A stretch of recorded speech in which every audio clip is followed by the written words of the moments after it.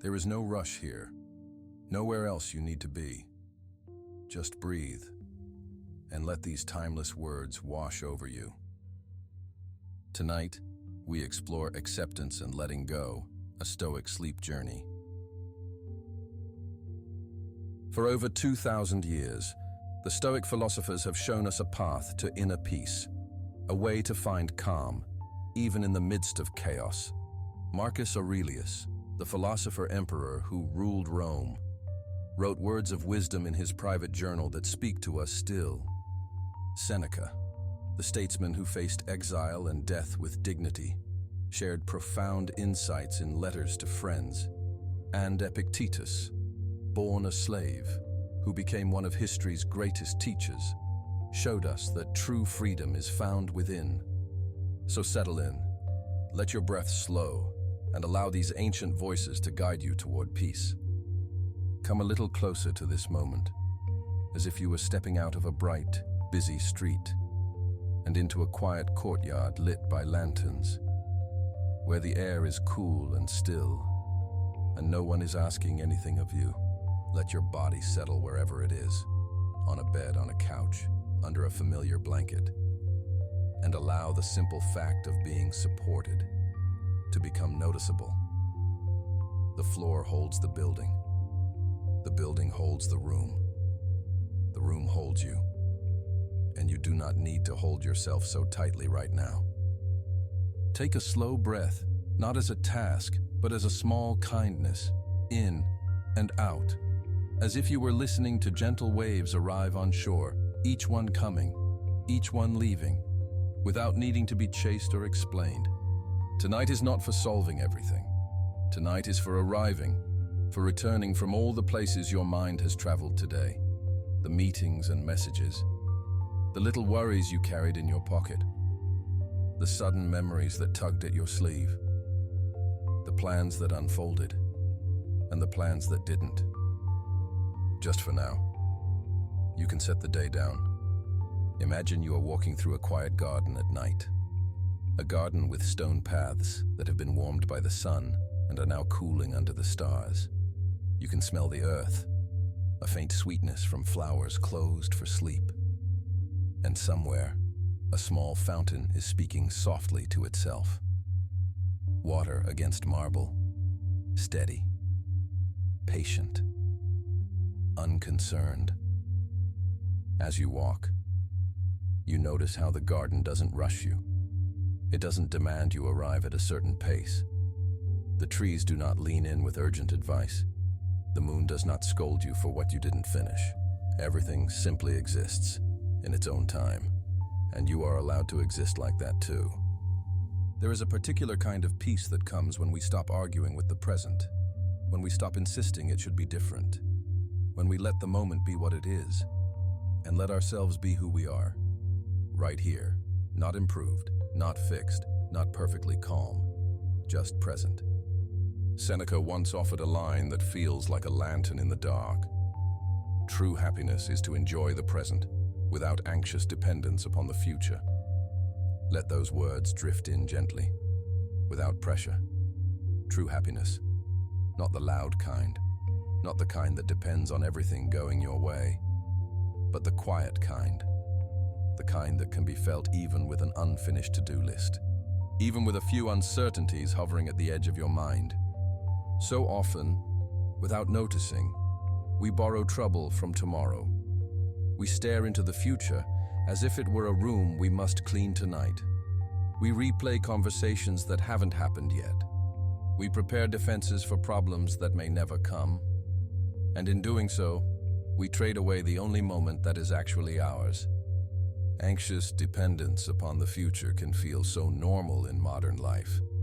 Maybe it shows up as checking your phone one last time, as if the next notification might change your worth. Maybe it shows up as rehearsing the next day's schedule, thinking, if I plan enough, I'll be safe. Or maybe it's a heavier feeling, that sense that something is coming, that you must stay vigilant. That rest is something you earn only after you have predicted and prevented every possible inconvenience. But Seneca is inviting you to another way, to enjoy the present, to let contentment be rooted here, in this breath, in this warmth, in this quiet.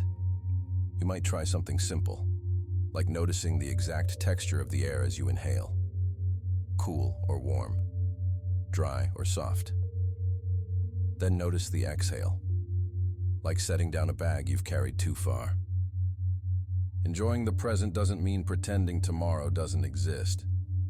It means refusing to live as a hostage to it.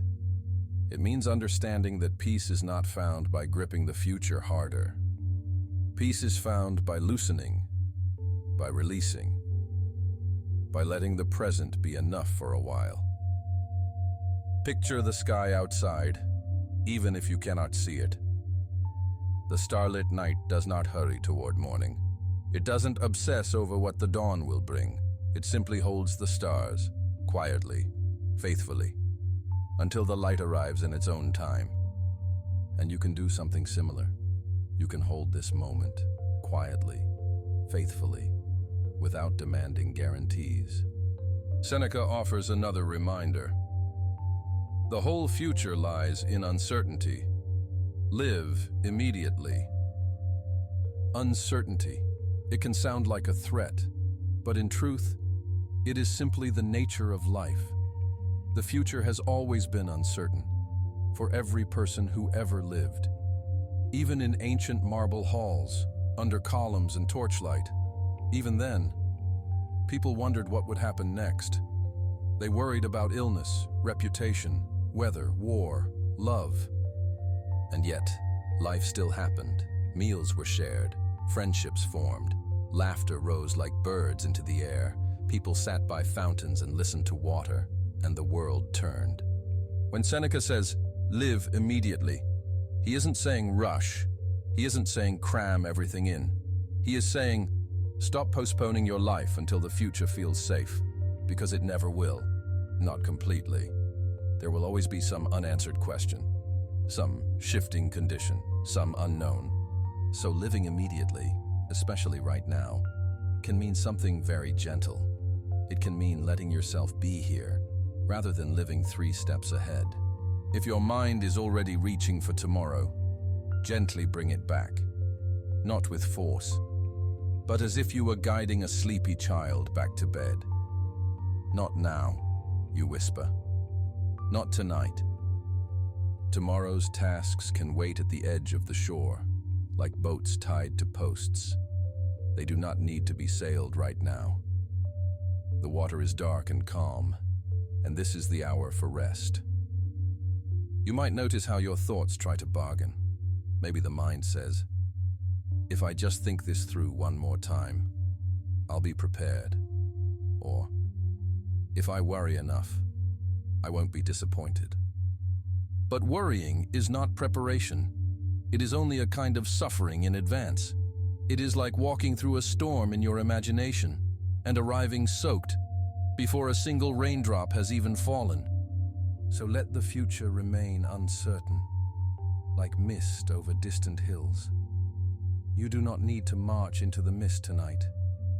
You can sit by the fire of the present and warm your hands. And now, consider a thought from Marcus Aurelius, a man who carried immense responsibility, who knew the weight of decisions that affected countless lives, and yet still wrote to himself in quiet moments. The happiness of your life depends upon the quality of your thoughts. It's a simple sentence, but it holds great power because it returns something to you. It tells you there is a place inside where you still have choice, even when the outside world feels unsteady. The quality of your thoughts tonight can be tended like a small garden. You cannot always control what appears in the mind. Random memories, old conversations, strange fears. But you can decide what you feed, what you encourage, what you return to. If a troubling thought arrives, you don't have to wrestle it to the ground. You can acknowledge it. Yes, I see you. And then let it pass, like a cloud crossing the face of the moon. The moon does not chase the cloud away. It simply remains bright behind it until the cloud moves on. Then you can choose a calmer thought, something steady and true, like, in this moment, I am safe enough, or by, I can rest now and deal with things when they arrive, or even, I don't need to solve my whole life tonight. The quality of your thoughts can be soft, simple, nourishing, like warm tea in your hands. Perhaps you've noticed how certain thoughts tighten the body. A regret can clench the stomach. An argument can raise the shoulders. A fear can hold the jaw like stone. But a kinder thought, a steadier perspective, can loosen those knots, as if warm water were poured over tense muscles. So invite in the kind of thoughts that help you soften. Imagine them like gentle colors, pale blue, warm gold, quiet green, colors that belong in a peaceful room. Marcus Aurelius offers another image. The soul becomes dyed with the color of its thoughts. So tonight, ask yourself, what color have my thoughts been today? Have they been harsh, sharp, like iron and smoke? Have they been frantic, like flashing red lights? Or perhaps they have been dull with exhaustion, gray from carrying too much. There is no judgment here, only noticing. And now, you can choose. You can begin to dye the soul with calmer tones, not by forcing yourself to be cheerful, but by allowing yourself to be gentle. Imagine a basin of clear water, and into it, you pour a drop of ink. Slowly, it spreads, tinting the water, changing it, without struggle, without noise, simply by its nature. In the same way, one peaceful thought can spread through the mind. A thought like, I am allowed to pause. I am allowed to be unfinished. I am allowed to rest. Let these thoughts move slowly through you, tinting the inner world, until the edges feel softer. If you notice darker thoughts returning, do not panic. It is normal. The mind has old habits, like paths worn into the earth. But remember, a new path is made by walking it gently, again and again. So each time you return to calm, you are doing something meaningful. You are shaping the inner landscape, carving a quieter channel where peace can flow. Now, another line from Marcus Aurelius, steady as stone. Never let the future disturb you. You will meet it if you have to, with the same weapons of reason which today arm you against the present. Let that settle in. Never let the future disturb you. It doesn't mean the future will never bring challenges. It means you do not need to suffer them twice, once in imagination and once in reality. If something comes, you will meet it then, with the same mind you have now, the same capacity for reason, the same ability to ask, what is within my control and what is not? Think of your reason like a lantern you carry. You do not need to shine it down every road at once. You only need enough light for the next step. And right now, the next step is not a debate, not a plan, not a prediction. The next step is rest. You might be thinking of something specific, a conversation you're avoiding, a bill, a health concern, a deadline, a family matter. Let the concern be acknowledged, like placing a letter gently on a table. You don't have to open it right now. You can simply say, if I have to meet this, I will meet it, and I will meet it with the best of me when the time comes. Notice how that changes the body, even a little. Notice how the shoulders might lower, how the breath might become less guarded. The Stoics were not cold, they were practical. They wanted freedom from unnecessary suffering. They wanted a mind that could be calm in a storm. Not because storms are pleasant, but because panic does not steer a ship. So tonight, you are practicing something quietly heroic. You are practicing meeting the present without fleeing into tomorrow. Return again to the imagery of gentle waves. Each wave arrives, does its simple work, and releases. It does not cling to the shore. It does not worry about the next tide. It comes and it goes, complete in itself. You can be like that with each breath, in and out. If your mind drifts, that's all right. Minds drift the way leaves drift on a stream. When you notice, just guide it back to the feeling of the blanket, to the sound of the room, to the softness behind your eyes. And if you cannot find softness yet, if you feel tense, then simply let that be true, without adding a second layer of frustration. Even tension can be held in awareness, like a stone held in an open palm. You do not have to squeeze it. You can let it rest there, and eventually, the hand grows less tired. Now imagine, for a moment, an ancient marble hall, quiet at night, the day's voice is gone, columns standing in moonlight.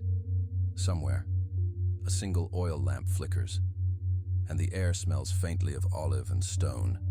In that hall, you sit down, not as a ruler or a worker or a problem solver, but simply as a human being, allowed to pause. The world outside may still be complicated, but in this inner hall, you are learning to be still.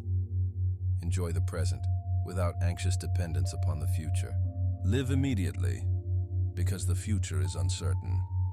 Tend the quality of your thoughts, because they shape the happiness of your life. Let the soul be dyed with peaceful color, and do not let the future disturb you, because you will meet it with reason, if you have to. Let these teachings be like soft footsteps in a corridor, reassuring, not demanding. They do not ask you to become perfect tonight. They simply invite you to release what you cannot hold anyway. So, for the next few breaths, give yourself permission to stop scanning the horizon. Nothing needs to be fixed in this minute. Nothing needs to be proven. You are here, and here is enough. Feel the quiet now, like a gentle cloak settling over your shoulders. Feel the starlit steadiness above you, even through walls and roof, the sky continuing its patient turning. And as you rest in this moment, you may notice something simple and surprising. When you stop chasing tomorrow, peace has room to arrive, all by itself. Stay with that, just a little longer. Here, now, breathing, and letting the present hold you as sleep begins to draw nearer, like a boat gliding toward a calm, dark harbor, guided not by worry, but by quiet trust.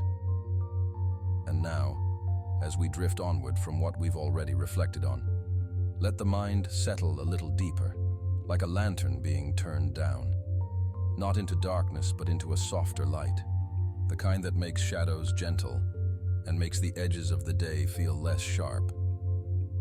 Imagine you've been walking for a long while, carrying a satchel on your shoulder, and you're finally arriving at a quiet place to rest, a small stone bench in a garden, pale marble warmed by the memory of sunlight, and overhead, the first stars appearing, one by one, unhurried, as if the sky itself is practicing patience.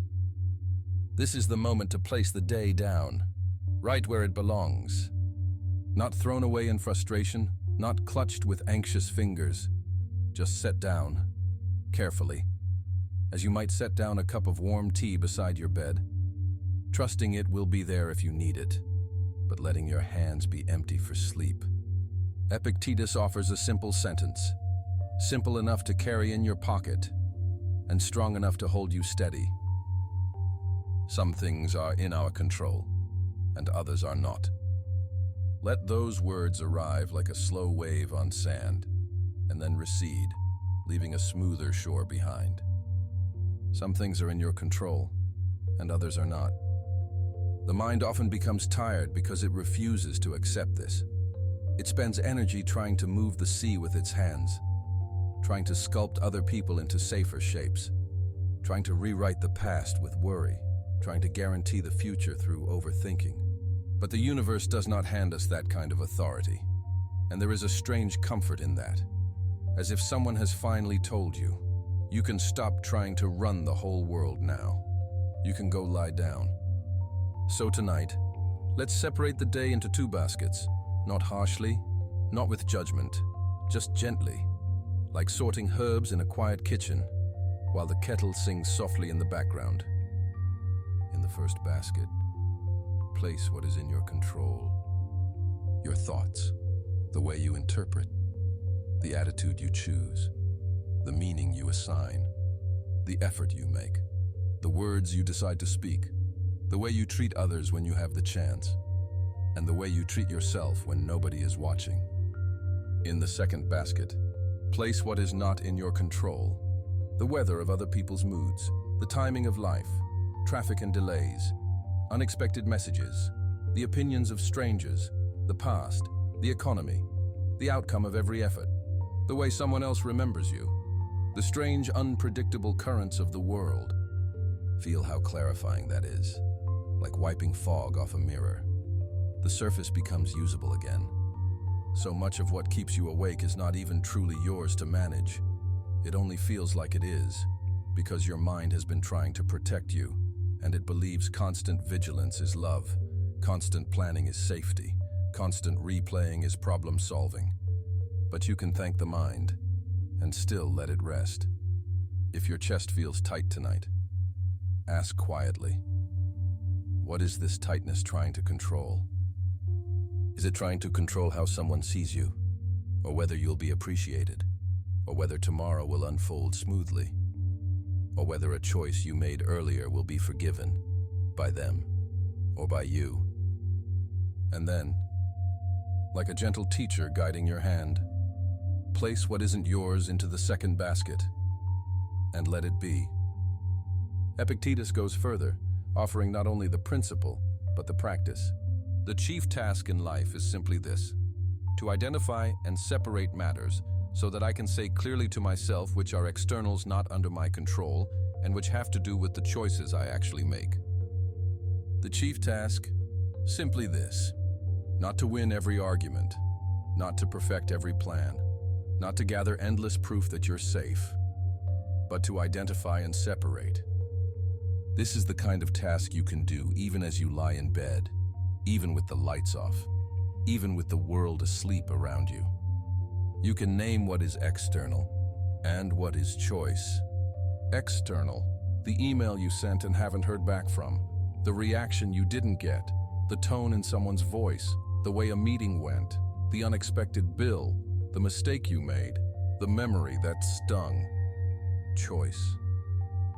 The honesty you can bring tomorrow, the apology you can offer if needed, the boundary you can set, the patience you can practice, the way you speak to yourself right now, the decision to stop punishing yourself with the same thought loop again and again.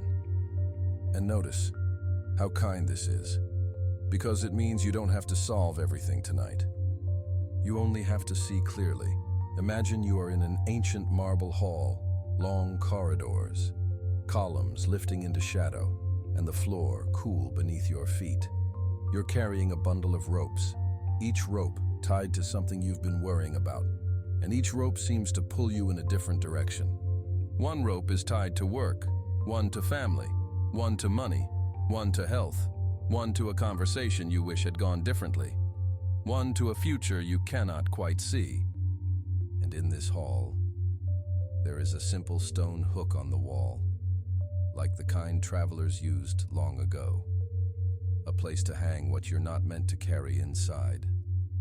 Tonight, as you walk slowly down the corridor, you can unhook each rope from your hands and hang it there. Not because the matters are unimportant, but because they are not all yours, and not all now. The mind can return to them tomorrow with daylight and strength, but for now, your task is the separation, the discernment, the gentle setting down. Now let Marcus Aurelius speak, the emperor who carried the weight of an empire and still wrote reminders to himself in the quiet hours. You have power over your mind, not outside events. Realize this, and you will find strength. Let that land softly, power over your mind, not outside events. This isn't cold. It's not saying you should feel nothing. It's saying you don't have to be dragged like a leaf in a storm. Outside events are the storm, the sudden message, the unexpected change, the old fear returning, the noise of the world, the disappointment, the delay, the criticism, the praise that fades too quickly, the plans that break, and your mind. Your mind is the lantern you carry through it. You cannot command the storm to stop, but you can shield the flame. You can turn your face toward the path. You can choose whether to curse the rain or to walk steadily, feeling it on your skin, knowing it will pass. This is strength, not the clenched fist kind, but the quiet kind, the kind that steadies your breathing, the kind that helps you unclench your jaw, the kind that allows sleep to find you. Maybe today contains something you didn't want, a moment where you felt unseen, or misunderstood, or rushed, or judged. Maybe a plan fell apart. Maybe someone else's emotions spilled into your space, and you carried them longer than you needed to. It's natural. You're human. But tonight, you can remember, outside events are outside events. What you have power over is the meaning you stamp upon them, the story you repeat, the judgment that keeps the wound open so gently. Consider the story you've been telling yourself about today. Perhaps it sounds like, I'm behind, or I'm failing, or they don't respect me, or I'll never catch up, or something is wrong with me.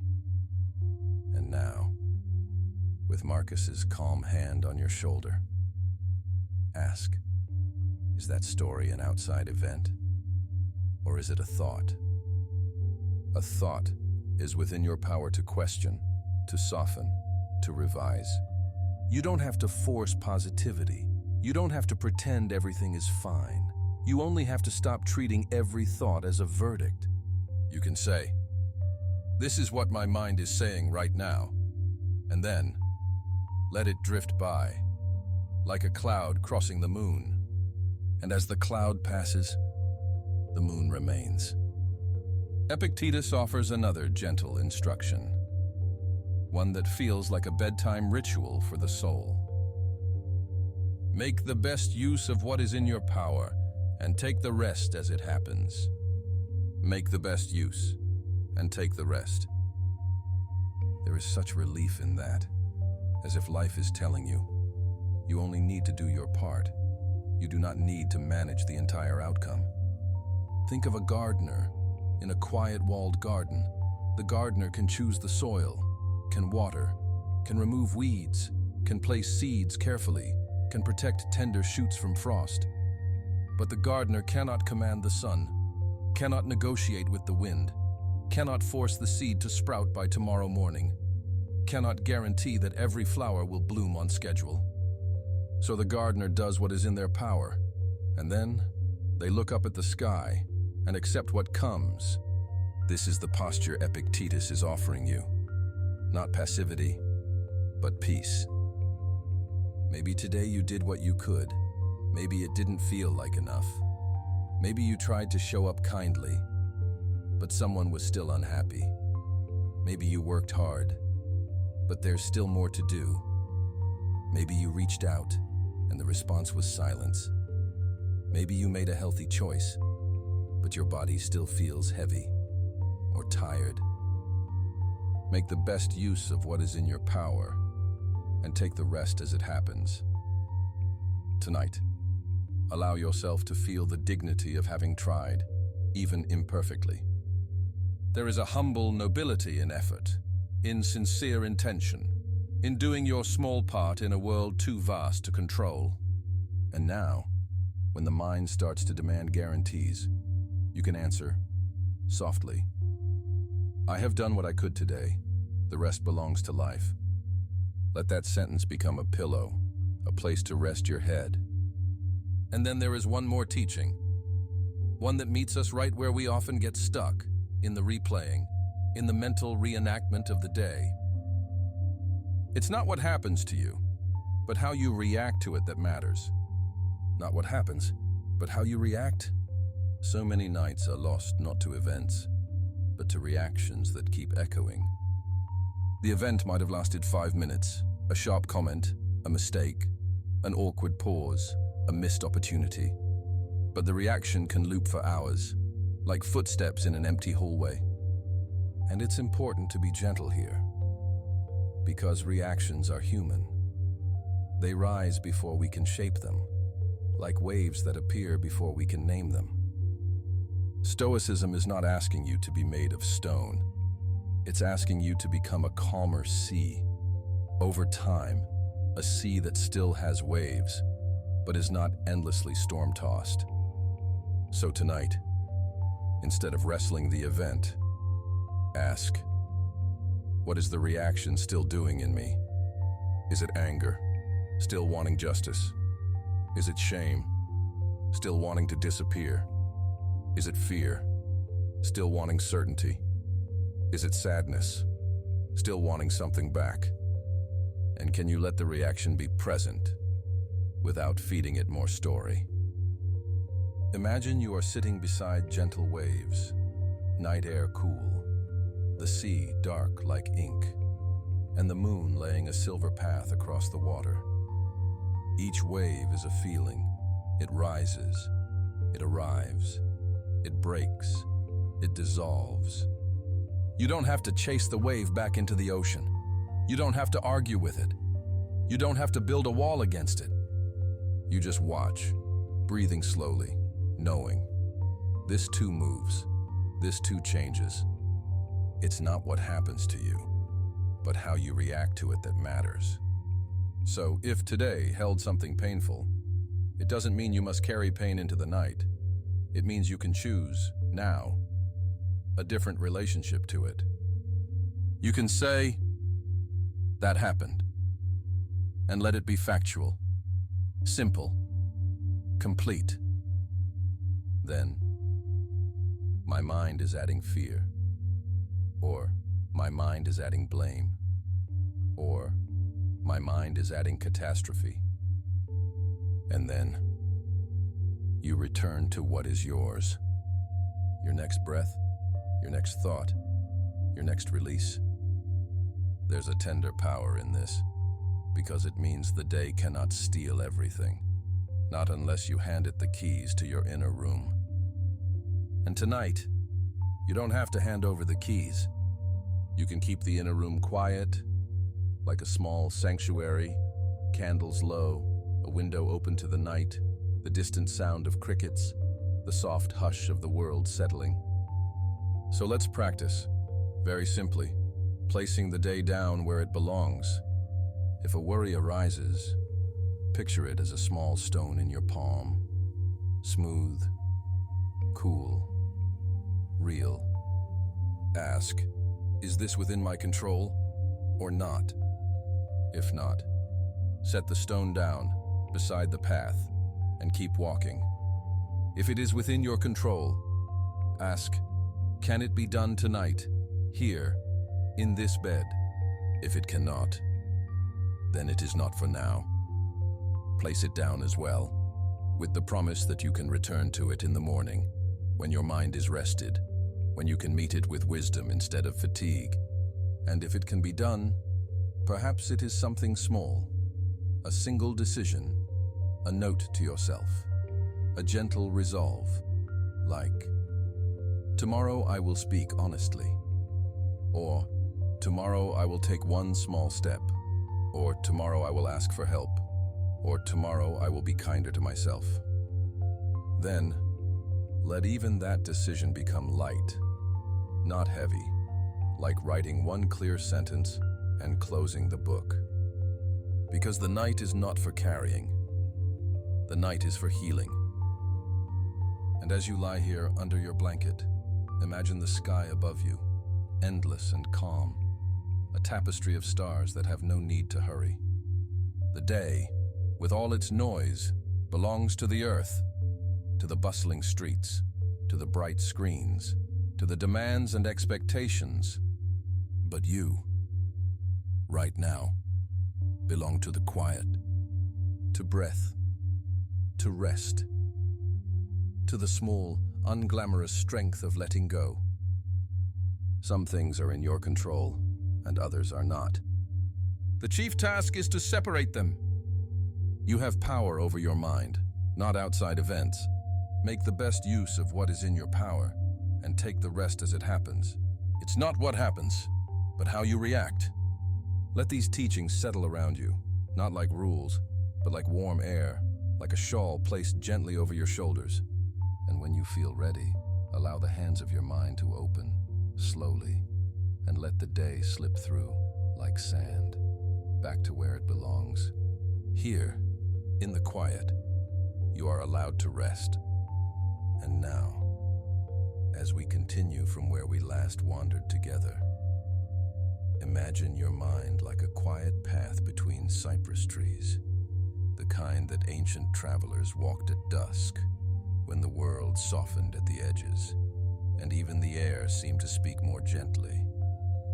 In the previous moments, we made space, we loosened our grip, and we let the day begin to settle like fine dust in a sunbeam, not as something to fight, but as something to let fall naturally to the ground.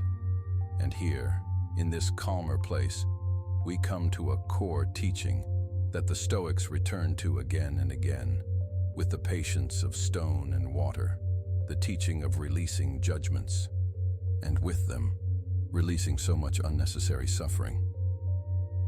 Because so often, it isn't life that shouts at us. It's the inner narration that won't stop talking.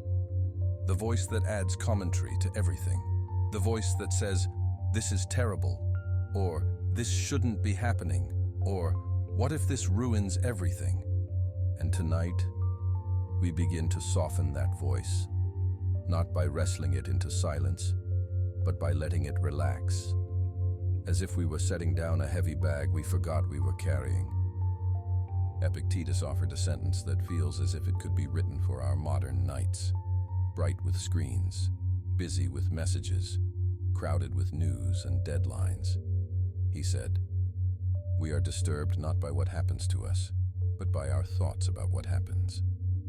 Let that sink in slowly, like a pebble dropped into a still pond.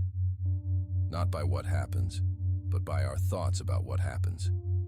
Picture two people standing on the same shore, watching the same waves roll in. One feels soothed, the other feels uneasy. Not because the sea is different, but because the mind interprets it differently. One says, "How steady, how endless." The other says, "What if a storm comes?" The event is the same, yet the inner story changes everything. Think of a small moment from today, perhaps a message you received, or one you didn't receive. Perhaps someone spoke to you briefly, with a tone you couldn't read. The mind, so quick, so eager to protect you, begins to narrate. "They're upset with me," or "I've done something wrong," or "I'm being overlooked." And suddenly the body tightens, the breath shortens, and you carry that invisible weight into the evening. Yet Epictetus is pointing gently to a doorway, not a door that requires force, but one that opens when you touch it lightly. The disturbance is not the message, not the tone, not the silence. The disturbance is the meaning we attach, the judgment we slide underneath it, like a label pressed onto a jar. And if a label can be applied, it can also be removed. So tonight, as you rest, see if you can notice the difference between what happened and what you said about what happened. Maybe what happened was simple. An email arrived, a plan changed, a person forgot something, a bill appeared, a mistake was made. And then, like clouds gathering over a moon, the mind added, "This is a disaster. This proves I'm not enough. This means the future is unsafe." But those are additions, not facts. The Stoics invite us to return to the plainness of reality, as if we were returning to a quiet garden after being lost in a crowded market. And in that garden, we can breathe again. Marcus Aurelius, writing to himself in the hush of imperial evenings, offered a companion thought. If you are distressed by anything external, the pain is not due to the thing itself, but to your estimate of it, and this you have the power to revoke at any moment. Your estimate, just those words can be so freeing, because they suggest something tender and strong at once, that your mind is not a prison, it is a place where choices can be made. Now, the word revoke can sound formal, like a decree, but imagine it more simply, like untying a knot. You tied it, perhaps without noticing, in a moment of fear or fatigue, and you can untie it now, with steady fingers. Think of something external that commonly steals peace. The traffic that delays you, the noise from a neighbor, the unexpected expense, the awkward meeting, the moment your plans are interrupted. The thing itself is often just sensation and circumstance, sound, time, money, words. But the estimate says, this is unbearable, or this is unfair, or this is ruining my life. And that estimate, like a sharp stone in the shoe, is what makes each step painful. Marcus is reminding you, quietly, that you can revoke it. You can say, this is happening, and I don't have to add catastrophe. Or, this is inconvenient, not intolerable. Or even, this is not what I wanted, and I can still meet it with calm. You don't have to pretend you like it. You only have to stop pouring extra suffering on top of it, like salt into water that was already hard to drink. And what does it feel like to revoke an estimate? It feels like the shoulders lowering, the jaw unclenching, the breath dropping into the belly. It feels like stepping out of a noisy room into a corridor lined with marble, cool and quiet, where your footsteps echo softly and no one demands an immediate reaction. Seneca, always attentive to the mind's habit of rehearsing disasters, gave us a line that many people carry like a lantern through anxious nights. We suffer more often in imagination than in reality. More often in imagination. Consider how much of your stress arrives not as a present fact, but as a future scene you keep replaying. A conversation that hasn't happened yet, where you imagine yourself stumbling, a decision that's coming, where you imagine every possible regret, a health fear, where you imagine outcomes spiraling without end, a relationship worry, where you imagine distance becoming permanent. The mind, in its attempt to protect you, becomes a playwright of tragedies, staging them again and again on the inner theater.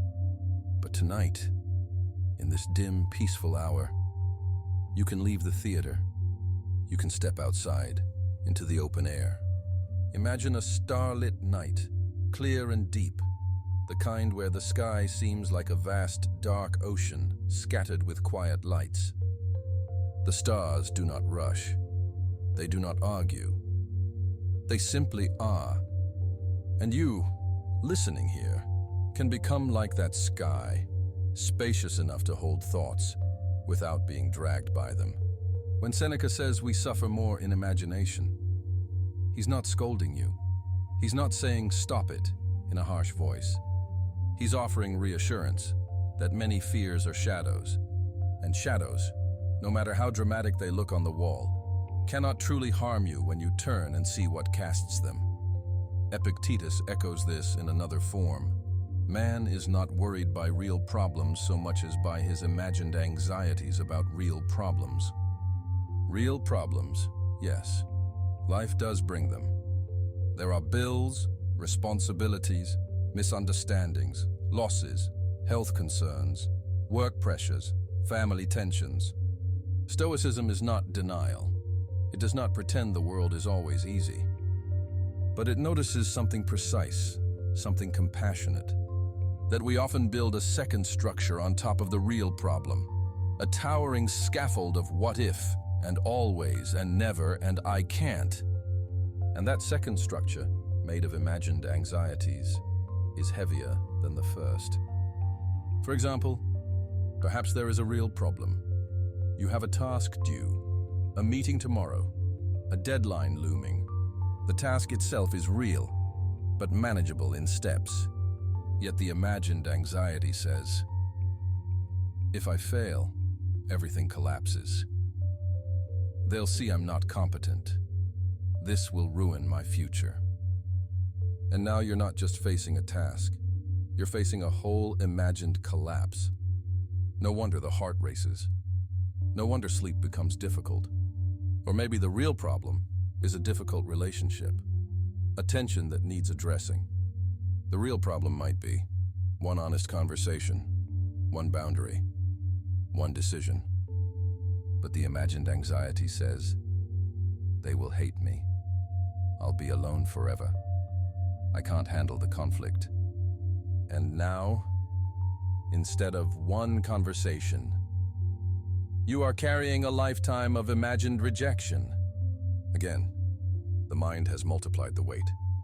So tonight, as you lie here, see if you can separate the real from the imagined. Not with effort, but with gentle curiosity. Ask yourself, what is the actual problem in its simplest form? And then, what extra story have I added? Let the extra story loosen, like a ribbon untied. You don't have to solve the real problem right now, not at this hour. This hour is for rest, but you can stop feeding the imagined anxieties. You can stop giving them fresh air and fuel. Marcus Aurelius offers another practice, so practical, so grounding, as if he's placing a steady hand on your shoulder. Do not disturb yourself by picturing your troubles in their entirety. But when they happen, immediately ask yourself, what is there in this that is intolerable and past bearing? You will be ashamed to confess. He is describing a habit we all know, the habit of picturing troubles in their entirety. Like holding up an enormous map at night, trying to see every road, every danger, every possible wrong turn, all at once. Of course it feels overwhelming. The mind says, look at everything that could go wrong. And the body responds as if everything is going wrong, right now. But Marcus suggests something calmer, something almost humble. Do not take it all at once. When it happens, when the moment actually arrives, ask, what is intolerable here, truly past bearing? And you will be ashamed to confess, not because you are weak, but because you'll see, with clear eyes, that so much of what you feared was exaggeration. The moment is often smaller than the dread. Imagine your troubles like waves. From far out at sea, in the dark, a wave can look like a wall, but when it reaches the shore, it breaks into foam and slides around your feet, cool, brief, and then it's gone. This doesn't mean life never hurts, but it means the mind often makes the wave taller in the distance. It paints the entire horizon with storm clouds, when only one small rain shower is passing through. So tonight, you might practice a simple inner question, spoken softly, as if you were speaking to a dear friend who can't sleep. What is actually happening right now, not tomorrow, not next month, not the entire future? Right now, perhaps right now, you are safe enough, lying down, breathing. Right now, the room is quiet, or at least quiet enough. Right now, there is nothing you must fix in this exact minute. And if a worry comes, as they often do, you can meet it like a lantern held up close, so it becomes clear rather than monstrous. What is it I'm calling unbearable? And then, with honesty, you may find that it is not unbearable. It may be difficult, it may be uncertain, it may require effort later, but unbearable, past bearing, usually not. This is the softening of the inner narration. Not turning it off like a switch, but changing its tone, from harsh and absolute to gentle and precise.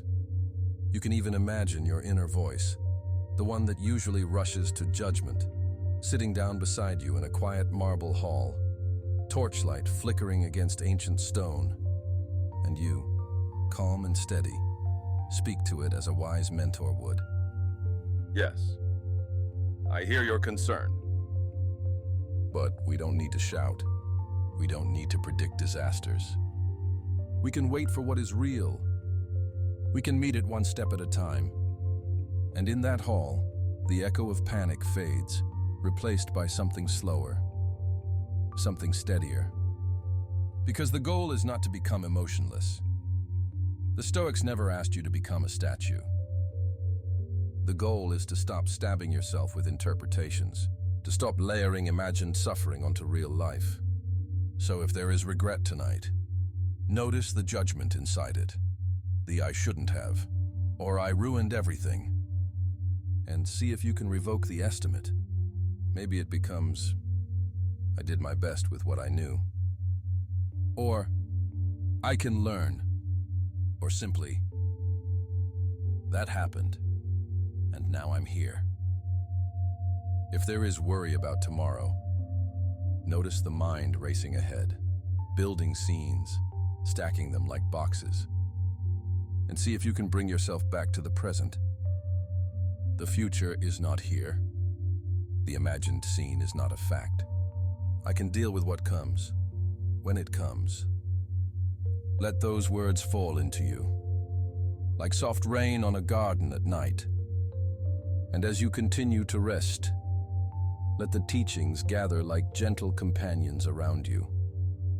Epictetus reminding you, the disturbance is in the thought. Marcus reminding you, you can revoke the estimate. Seneca reminding you, imagination often suffers more than reality. And Marcus again, reminding you not to picture the whole mountain at once, but only the next step, and to notice how rarely anything is truly past bearing.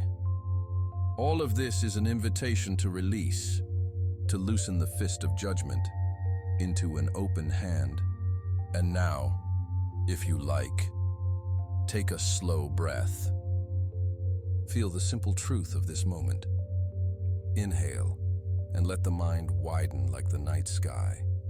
Exhale, and let the extra stories drift away like clouds thinning in moonlight. There is nothing you must prove tonight. Nothing you must solve in the dark, just this quiet practice. Again and again, of seeing the judgment and letting it soften. Seeing the imagined anxiety and letting it pass. Returning to the plain reality of now, where peace is often already waiting, like a small lamp left on for you in the window of a silent home. And now, as we drift gently onward from where we've been, you might feel the mind growing a little quieter, as if the day is finally loosening its grip, like a coat slipped from the shoulders at the door. In the last stretch of our journey, we looked at the ways we can meet life with steadiness, and how the inner world can become a refuge, even when the outer world is loud, even when the schedule is full, even when the heart is tired. Tonight, we step into something even softer, and in a way, even more powerful: acceptance, surrender to what is, the ending of resistance, the willingness to let life be as it is, without that constant inner argument, that subtle tightening, that private insistence that reality should be different. Imagine, for a moment, a quiet shoreline at night, the sand cool beneath your feet, the ocean moving in long, patient breaths, waves arriving, waves leaving, never asking permission, never apologizing, never hurrying to become something else. The sea does not resist its own nature, and in that, There is a kind of peace that feels ancient. So much of our suffering, the Stoics noticed, isn't only in what happens, but in the friction between what happens and what we demand should have happened. Epictetus, with his clear and gentle firmness, offers a teaching that can feel like a key turning in a lock. Don't demand that things happen as you wish, but wish that they happen as they do, and you will go on well. Let that settle, slowly, like a leaf drifting down through still air. Don't demand, he says, not because your wishes are evil, not because hope is forbidden, but because demanding is a kind of inner violence, a refusal to live in the world that actually exists, and a decision to live in a world that only exists in imagination. To demand that reality obey your preferences is to set yourself against the universe, and the universe will not be moved by clenched fists. Think of a small, ordinary moment, one you may have lived today. Perhaps a message you sent that wasn't answered, a plan that shifted, a train delayed, a child upset when you needed them calm, a meeting that ran long, a body that felt heavy when you wanted energy. On the surface, it's just life doing what life does. But inside, there can be that whisper of protest. This shouldn't be happening. Why now? Not like this. I can't deal with this tonight. And sometimes that whisper becomes a whole storm. Epictetus invites you, not to pretend you enjoy every inconvenience, but to soften the inner no, to release the demand, and to practice a different inner posture. Let it be. This is what's here. This is the weather of the moment.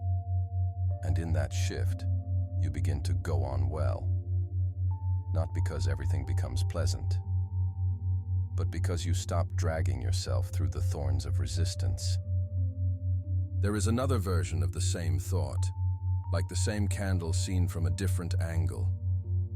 Don't seek to have things happen as you wish, but wish them to happen as they do, and you will prosper. Prosper, in the Stoic sense, is not merely money or status. It is an inner prosperity, a richness of steadiness, a life not constantly taxed by disappointment. Because disappointment, so often, is the space between expectation and reality. You expected the week to be smoother, the relationship to be easier, the work to be recognized, the healing to be quicker, the world to be fairer. And when it isn't, the pain isn't only in the difficulty, it's in the mental comparison, reality measured against a fantasy. Now, this is subtle, and it matters. Wishing that things happen as they do is not passivity. It is not giving up your values. It is not saying you can't act or improve anything. It is simply meeting the present moment without a clenched jaw. It is saying, this is what I have to work with. This is what the day has brought. These are the cards in my hand. From there, you can respond wisely, but you're no longer burning energy pretending the cards should be different. If you've ever tried to fall asleep while arguing with the day, you know how exhausting it is. The body is in bed, but the mind is still pacing, still rewriting scenes, still delivering speeches that were never spoken, still trying to force the past into a different shape. Acceptance is the moment you stop trying to edit what has already happened. It is the moment you let the day be the day it was, imperfect, unfinished, human. Seneca speaks to this with the practical tenderness of someone who knew ambition, pressure, and the weight of expectation. Let us rid ourselves of the habit of mind of imagining that events will occur as we wish. It's a habit, he says, and habits can be unlearned, gently, over time. The habit is not just hoping, it's imagining, assuming, rehearsing a future that must unfold according to our script. and then feeling betrayed when life improvises, and life always improvises. You might recognize this in modern forms, refreshing your phone for updates, expecting immediate clarity, expecting the algorithm of life to deliver certainty, believing that if you plan hard enough, prepare enough, research enough, you can eliminate the unknown. But the unknown is stitched into the fabric of existence. To rid yourself of this habit is not to become cold or indifferent. It is to become free. Free from the constant tightening of, what if it doesn't go my way? Because you begin to see, it may not go your way, and you will still be okay. You will still have your mind, your character, your ability to choose your next response. Now, take a slow breath in, and as you exhale, imagine placing down a small stone you've been carrying, the stone of expectation. Maybe you expected yourself to be further along by now, more healed, more confident, more settled. Maybe you expected other people to understand you, to meet you with the same care you give, to change when you asked, to apologize when they should. Maybe you expected your own mind to behave better, to be calmer, more focused, less anxious, and perhaps those expectations have been heavy. Seneca is inviting you tonight to loosen your grip on the imagined version of how things should unfold, not with bitterness, but with gentleness, as if you're sitting in a quiet garden at dusk, marble benches cool in the evening air, and you're watching the last light move through leaves, realizing the day doesn't need to be different for you to rest. Epictetus brings us even deeper into surrender. Do not try to force everything to happen as you would like, but accept that things will happen as they will, and in this way, you will find peace. There is something so relieving in that phrase. Things will happen as they will. It reminds you, you were never appointed as the manager of the universe. You are not required to hold everything together, to control outcomes, to ensure no one ever disappoints you, to guarantee that tomorrow will be easy. This is where resistance often hides, in the secret belief. It's my job to make sure this doesn't go wrong. And when you believe that, you can't rest. You might be lying in bed, but you're still standing guard. Still scanning the future, still anticipating problems, still rehearsing responses, still trying to force life into predictability. Epictetus offers another way, a softer way. Accept that things will happen as they will. And here, acceptance does not mean you approve of everything. It does not mean you invite harm. It does not mean you stop protecting what matters. It means you stop fighting the fact that life is alive, shifting, uncertain, sometimes messy. You accept the weather, even as you choose whether to carry an umbrella. You accept that the ocean has tides, even as you decide where to build your home. And in this, peace becomes possible. Peace, not as a fragile bubble that pops when something changes, but as a deep inner ground, like bedrock beneath moving water. Now, imagine yourself walking through an ancient marble hall, high ceilings, columns worn smooth by centuries, torchlight flickering softly along stone, and your footsteps echoing gently. This hall has seen empires rise and fall. It has seen celebrations and grief. It has held 1,000 human stories, and yet it stands. So much has happened, as it would, and somehow there is still quiet. That is what acceptance can feel like, a place in you that remains, even as events pass through. But acceptance can sound abstract. So let's bring it closer, into the ordinary life you live. You can practice surrender in small moments. When technology fails and your plan collapses, you pause, and instead of muttering a curse at reality, you simply say, "This is what's here," and you adjust. When someone misunderstands you, and your chest tightens with the urge to correct every detail, you breathe. and you accept that being human means being misread sometimes. You choose what's worth clarifying and what can be released. When the past rises up at night and the mind wants to redo a conversation, you acknowledge it, and then you let the scene fade like mist because it's already done and you're here now. Each time you do this, you're not losing, you're gaining space. Epictetus gives us another image, simple, practical, and unforgettable. Everything has two handles, one by which it can be carried, and one by which it cannot. Picture a heavy jar sitting on the ground. It has two handles, one sturdy, one cracked.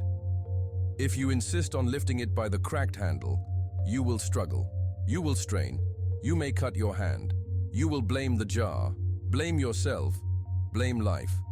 But if you choose the sturdy handle, the jar is still heavy, yet it becomes carryable, workable, possible. This is what your interpretation does. The event itself may be unavoidable. A delay, an illness, a breakup, a difficult coworker, a sudden expense, an awkward mistake, a season of uncertainty. The uncarryable handle is the handle of resistance. This must not be. This is unbearable. This ruins everything. I can't accept this. Life is against me. That handle, no matter how tightly you grip, won't lift the weight. It only bruises your mind. The carryable handle is acceptance. This is difficult, and it is here. I'll take the next right step. I can meet this. I can learn. I can endure. I don't have to like it to accept it. Do you feel the difference? Even just hearing the words. One handle makes the heart contract. The other allows the heart to stay open, even in pain. Tonight, as you lie here, you can practice choosing the carryable handle with the day you've had.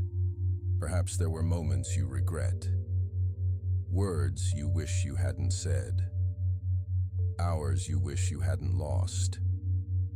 Notice the mind reaching for the uncarryable handle. I should have been better. I ruined it. I wasted the day. I always do this. And then, gently, without scolding yourself, reach for the other handle. Yes, that happened. I'm learning. I'm human. I can begin again tomorrow. For now, I rest. Acceptance is not a single grand gesture. It is often a series of tiny releases, like loosening one finger at a time, until the fist becomes an open palm. And there is a kind of surrender that feels especially important as you drift toward sleep. Because sleep itself cannot be forced. If you demand sleep, it retreats. If you chase it, it runs. But if you allow the body to be tired, allow the mind to wander, allow the night to hold you, sleep arrives, as quietly as snow. So when Epictetus tells you, don't demand that things happen as you wish, you can apply it even here. Don't demand that your mind becomes silent immediately. Don't demand that your body relax on command. Don't demand that you fall asleep by a certain minute. Instead, wish that things happen as they do. If the mind is busy, let it be busy, and simply watch it with kindness. If the body needs time, give it time. If wakefulness lingers, let it linger, like a candle that will burn down on its own. This is the peace of non-resistance, a starlit kind of peace. Imagine the night sky, wide and dark and calm, stars scattered like gentle promises, not rushing, not insisting, simply shining. Your life, too, is allowed to be exactly where it is, not perfect, not complete, not fully resolved, just real. And reality, when you stop fighting it, becomes strangely soft. Even pain, when accepted, becomes less sharp, less personal, less like an enemy. It becomes an experience moving through you, like a wave that rises, crests, and returns to the sea. So tonight, let the day be what it was. Let tomorrow be what it will be. Let your thoughts come and go like leaves on a stream, and keep choosing, again and again, the handle you can carry. Acceptance, surrender, letting life be. Not because you are powerless, but because you are wise, because you are finished, for now, with wrestling the wind. And as you rest in this gentle surrender, you may notice, little by little, the body growing heavier, the breath deepening, the mind releasing its grip, and peace, simple and steady, finding you, the way night finds the earth, without force, without argument, only with quiet certainty. As we continue from the last quiet step we took together, let the mind settle again. Like a small boat that has drifted back toward the center of a calm lake. No need to row hard, no need to strain, just a soft return to stillness. In the earlier moments we spoke about steadiness, about meeting life as it comes. And now, gently, we move into something even more intimate. The way desire tugs at the heart, the way wanting can tighten the chest, and how freedom begins to bloom when that grasping loosens. Imagine a starlit night, the air cool and kind. You're walking through an ancient garden where marble paths reflect moonlight, and somewhere nearby, a fountain murmurs quietly, steady, unhurried. The garden does not chase the stars. It does not demand a different sky. It simply receives what is, and in that receiving, it becomes beautiful.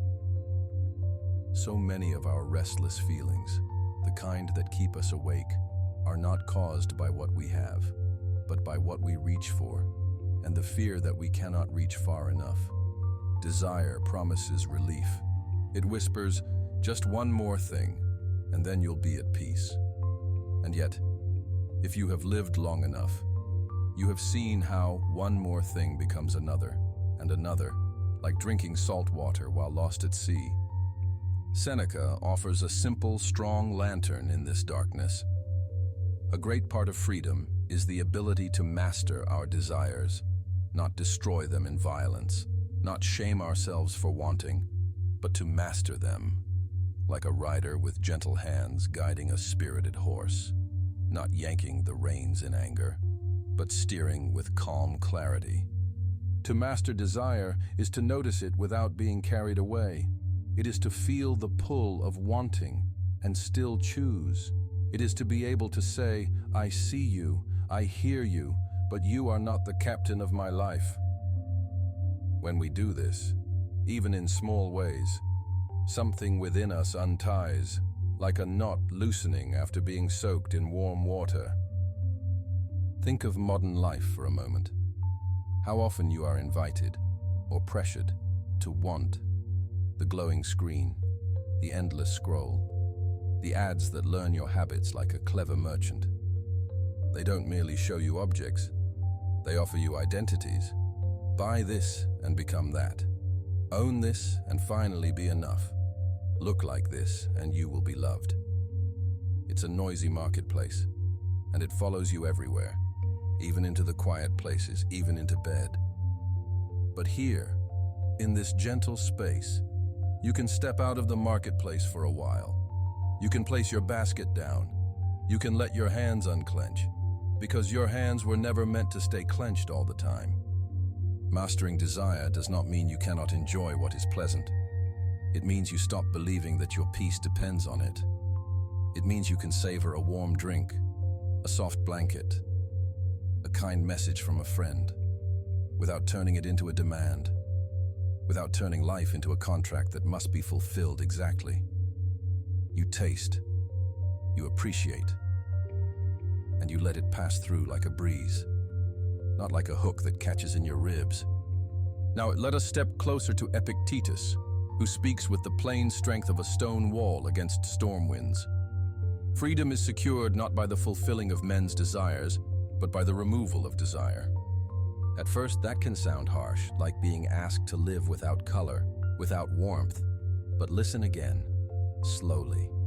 He does not say to remove all preference, all joy, all delight. He is pointing to the craving, the restless insistence, the inner voice that says, "It must be this way, or I cannot be okay." That voice is the chain, not the object itself. Have you noticed how even a good desire can become a source of suffering when it hardens into a requirement? You may desire rest, and rest is natural. But when rest becomes, "I must sleep right now or tomorrow is ruined," the desire turns sharp, and it keeps you awake. You may desire love, and love is human. But when it becomes, "This person must respond exactly how I want, or I am unworthy," the desire becomes a prison. Epictetus invites us to see something quietly revolutionary, that the world does not have to obey our wants for us to be free. We can remove the demand and keep the dignity. We can say, "I would like this, but I do not need it to be at peace." That sentence alone, if you let it sink into you, can feel like a key turning in a lock. Picture the ocean at night, gentle waves rolling in, one after another. They do not resist the shore. They do not insist on a different coastline. They arrive, they touch, and they withdraw, perfectly free. Not because they control the world, but because they move with it. There is a lesson in that rhythm. Want, touch, let go, breathe, again. Now consider another line from Seneca. "The truly free man is he who desires nothing that is not his." Not his, meaning not within his rightful possession, not within his power, not within his control. This is where Stoic wisdom becomes very tender, because it does not mock us for wanting outcomes. It simply shows us the cost. When we desire what is not ours to command, other people's approval, the perfect timing, the flawless outcome, the past rewritten, the future guaranteed, we hand our peace over to forces that do not answer to us. It is like giving your house keys to the wind, and then wondering why you cannot lock the door. So tonight, very gently, ask yourself, what am I trying to hold that cannot be held? What am I insisting on that does not belong to me? Maybe it is someone's understanding. Maybe it is a certain image of yourself. Maybe it is a future you planned so carefully that you cannot bear for it to change. You might picture yourself standing in a quiet marble hall, tall pillars, cool air, a little echo with each step. In your hands are several delicate glass bowls, each one filled with something you've been trying to carry everywhere. Expectations, fears, needs.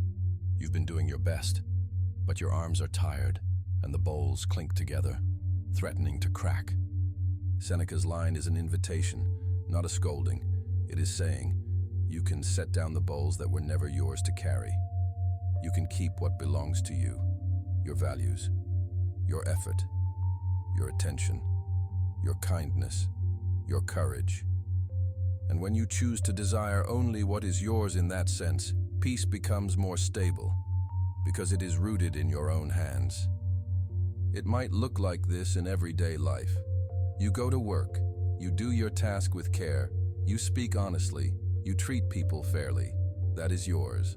The praise, the promotion, the recognition, those are not fully yours. And when you cling to them, you are dependent on the moods and judgments of others. But when you anchor yourself in what is yours, you can walk out of the building at day's end with a quieter heart, even if the world did not clap. And then Seneca offers another mirror, one that reflects our culture so clearly. It is not the man who has too little, but the man who craves more that is poor. You can feel how true this is. Even without philosophizing, there are people with abundant money, abundant opportunities, abundant comforts, who still live with a constant sense of lack. They are haunted by the idea that it's not enough, that someone else has more, that they must keep chasing. And there are others with modest lives, simple homes, ordinary days, who radiate a kind of richness because they are not at war with reality. Real poverty is not only empty pockets, it is the mind that cannot rest, the mind that keeps reaching past what is already here, like a person standing in a quiet garden but staring only at a far-off mountain, unable to enjoy the roses at their feet.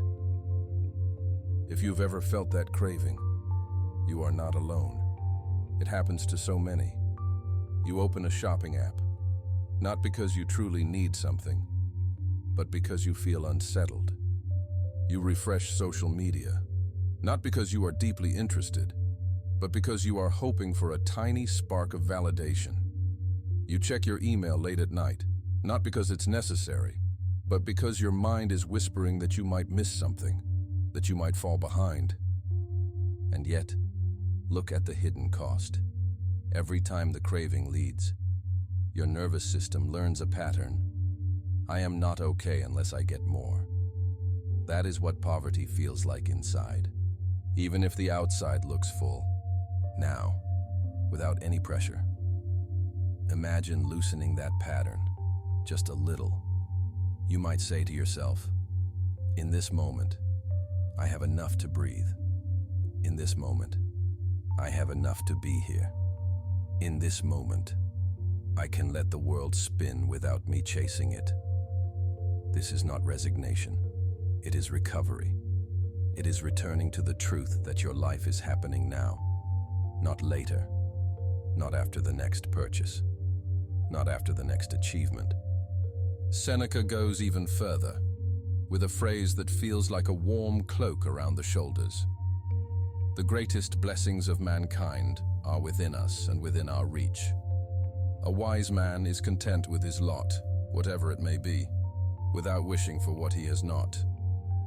Within us, within our reach. Notice the gentleness of that. Not distant, not complicated, not reserved for a special class of people.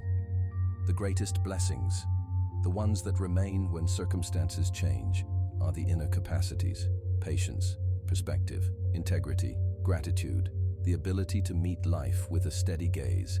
And contentment, in the Stoic sense, is not pretending everything is perfect. It is not denying pain. It is not refusing to improve your life. Contentment is the decision to stop fighting the present moment as though it were an enemy. It is the quiet acknowledgement. This is what is here now, and I can meet it with dignity. Picture yourself sitting by a window, night outside, the world dark and still. Perhaps a few lights in the distance, like small lanterns floating in the valley. You hold your life the way you would hold a warm cup, not squeezing, not spilling, just holding, feeling the warmth rise into your palms. A wise person, Seneca says, is content with his lot, whatever it may be. This does not mean he never acts. It means he acts without inner desperation. He does what is reasonable and releases what is not his. He plants seeds where he can and does not curse the sky for not obeying his schedule. In modern terms, contentment might be answering messages when you are able, not when anxiety demands it. It might be letting yourself be a beginner at something without needing instant mastery. It might be allowing your body to be human with its fatigue and limits, rather than treating it like a machine that must perform without rest. And perhaps tonight, contentment is simply allowing this moment to be what it is. If you are sleepy, you can be sleepy. If you are still awake, you can be awake without panic, because even wakefulness can be gentle when it is not wrestled. Here is a small practice you can carry, like a smooth stone in your pocket. When desire arises, instead of obeying it or condemning it, you pause just once and ask, is this desire for something within my control, within my reach, within what is truly mine? If yes, you can pursue it calmly, with kindness, with patience. If no, you can loosen your grip and feel what it's like to release the rope. Because so much of suffering is rope burning, pulling against what will not move.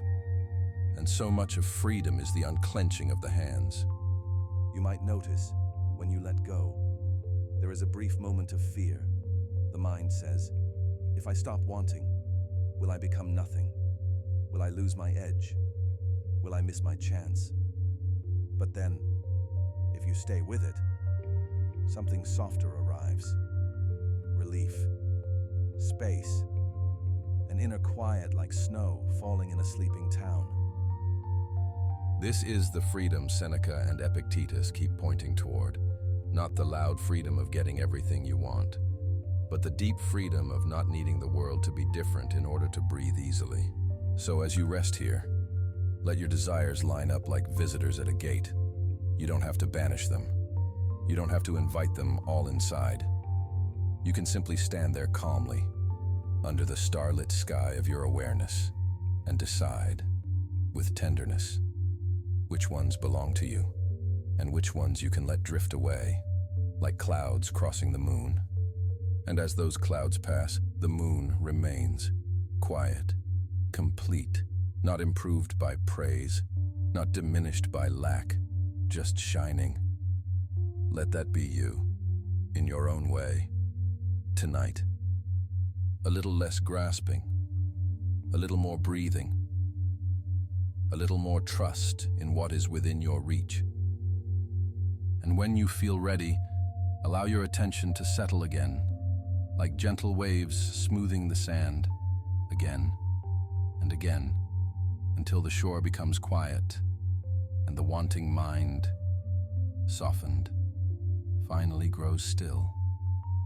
As we drift onward from the last stretch of our journey together, let the mind soften a little more, as if a tight knot has finally loosened, and warm breath can move through it again. Imagine the day behind you now, like a shoreline you've already walked past, the footprints fading, the small dramas of the hours dissolving into evening mist. This segment is a place to rest the social mind, the part of you that scans faces, reads messages twice, wonders how you came across, the part that rehearses what you should have said, or worries about what they meant. Tonight, we let that part of you set down its tools and sit by the quiet fire, not because relationships don't matter, but because your peace should not be held hostage by them. And as you settle, you might picture an ancient marble hall, cool and still, where your thoughts echo softly and then quiet down. Epictetus offers a calm, bracing truth, one that can feel like fresh water to a tired mind. Never depend on the admiration of others. There is no strength in it. Let those words settle, not as a scolding, but as a gentle untangling. Admiration is a warm thing when it comes, like sunlight on the skin, but it's sunlight you cannot command. It changes with clouds, with seasons, with the shifting moods and needs of other people. To depend on it is to build your home on the surface of the sea. Beautiful, yes, but never still. Think of how modern life invites this dependence, quietly, constantly. A number beside a post. A quick glance to see who watched, who liked, who replied, who didn't. Even without social media, it happens in subtler ways. The tone someone used in a meeting, the pause after you shared an idea, the laugh that didn't arrive when you expected it, the silence after you sent a kind message. And the mind, faithful but easily misled, starts stitching stories. They must not respect me. I sounded foolish. I'm not wanted. I'm falling behind. But Epictetus is reminding you that there is no strength in admiration, because what is strongest in you is what remains when admiration is absent. The steady quality of your character, the quiet integrity in how you speak, how you choose, how you treat people when no one is clapping. Imagine a lighthouse on a dark coast. It doesn't shine because ships praise it. It shines because it is its nature to shine, because it has been built to do so. So tonight, let your worth become like that lighthouse, not flickering with every opinion, not dimming when someone forgets you. Just steady, quiet, present, now, as you breathe. Consider how exhausting it is to keep auditioning for life, to speak as though every sentence is being judged, to live as though every moment must prove something. Let it be enough, tonight, to simply be. To be a person who is learning, who is trying, who is sometimes awkward, sometimes graceful, sometimes tired, sometimes wise. There is a particular freedom in allowing others to misunderstand you. Epictetus goes even further, and his words can feel like a soft door opening. If you want to improve, be content to be thought foolish and stupid regarding external matters. Be content to be thought foolish, not because you are foolish, but because your soul does not need to win every contest of appearances. External matters, the surfaces, the status games, the little competitions of being right, being impressive, being seen as someone who knows. How much time have human beings spent trying to look competent while quietly starving their own peace? Imagine a small garden at night, the air cool, the leaves glossy with dew. A tree in that garden does not announce its growth. It does not posture. It does not rush to prove it is becoming more of itself. It simply grows, slowly, invisibly, faithfully. In the same way, your improvement may be quiet, private, not always recognized, sometimes even mistaken for weakness. You might choose not to argue, and someone assumes you have no point. You might choose not to brag, and someone assumes you have nothing to show. You might choose simplicity, and someone calls you unambitious. But your inner life, your calm, your self-command, your ability to speak kindly when irritated, to be honest when tempted, to rest when the world demands performance. These things can ripen in silence, and to be content with being thought foolish is to stop feeding the hungry ghost of reputation. It is to say, gently, I don't need to be admired to be good. I don't need to be impressive to be whole. I don't need to be understood by everyone to understand myself. Now, you may notice the body relaxing, shoulders settling, jaw loosening, because the need to be seen a certain way is a tight armor, and you can take it off here. Let the world keep its opinions. Imagine them like leaves floating down a river, each one a judgment, a compliment, a criticism, a label. You don't have to chase them. You don't have to collect them. Just let them drift, under starlight, toward the wide ocean. Now we move into the heart of relationships, where friction can arise, where offense can flare, where we can lie awake replaying a conversation. Marcus Aurelius, writing to himself in the quiet of a powerful life, gives a medicine that still works in modern rooms, with modern problems. When you are offended at any man's fault, turn to yourself and study your own failings. Let that land softly. This is not an invitation to shame yourself, not a command to become small. It is an invitation to come back home. Because when we are offended, the mind rushes outward, like a torch searching for something to burn. It points, it prosecutes, it gathers evidence, it builds a case. And the body tightens, the breath shortens. Sleep becomes a courtroom. But Marcus offers a different gesture.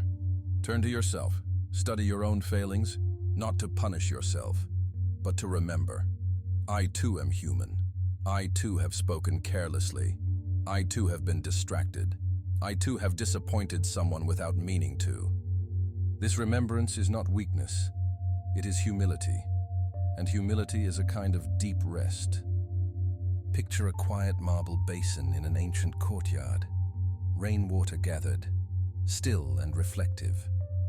When you look into it, you see your face, not distorted by waves, just clear. To turn inward this way is to let the ripples settle. So if someone was curt today, or dismissive, or forgot what mattered to you, you can acknowledge the sting. Yes.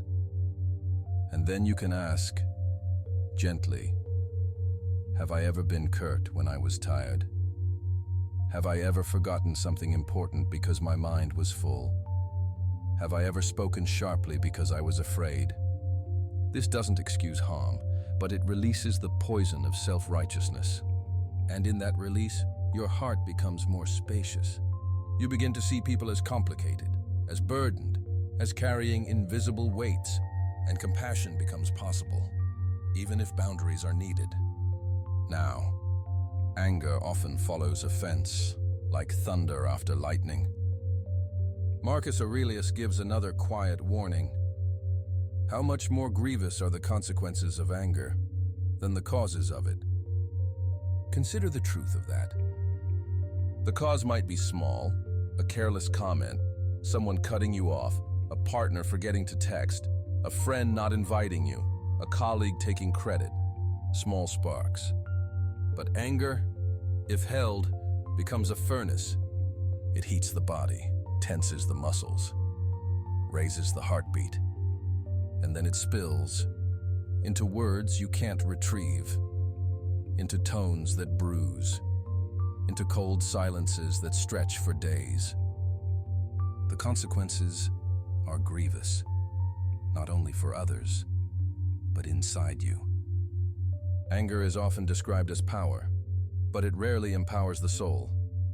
It makes the mind narrow, the story simple, the world divided into allies and enemies, and it steals sleep. You may have felt this, lying in bed, the room dark, the phone face down, and yet inside you, a bright agitation, replaying the scene, rewriting it, imagining what you should have said.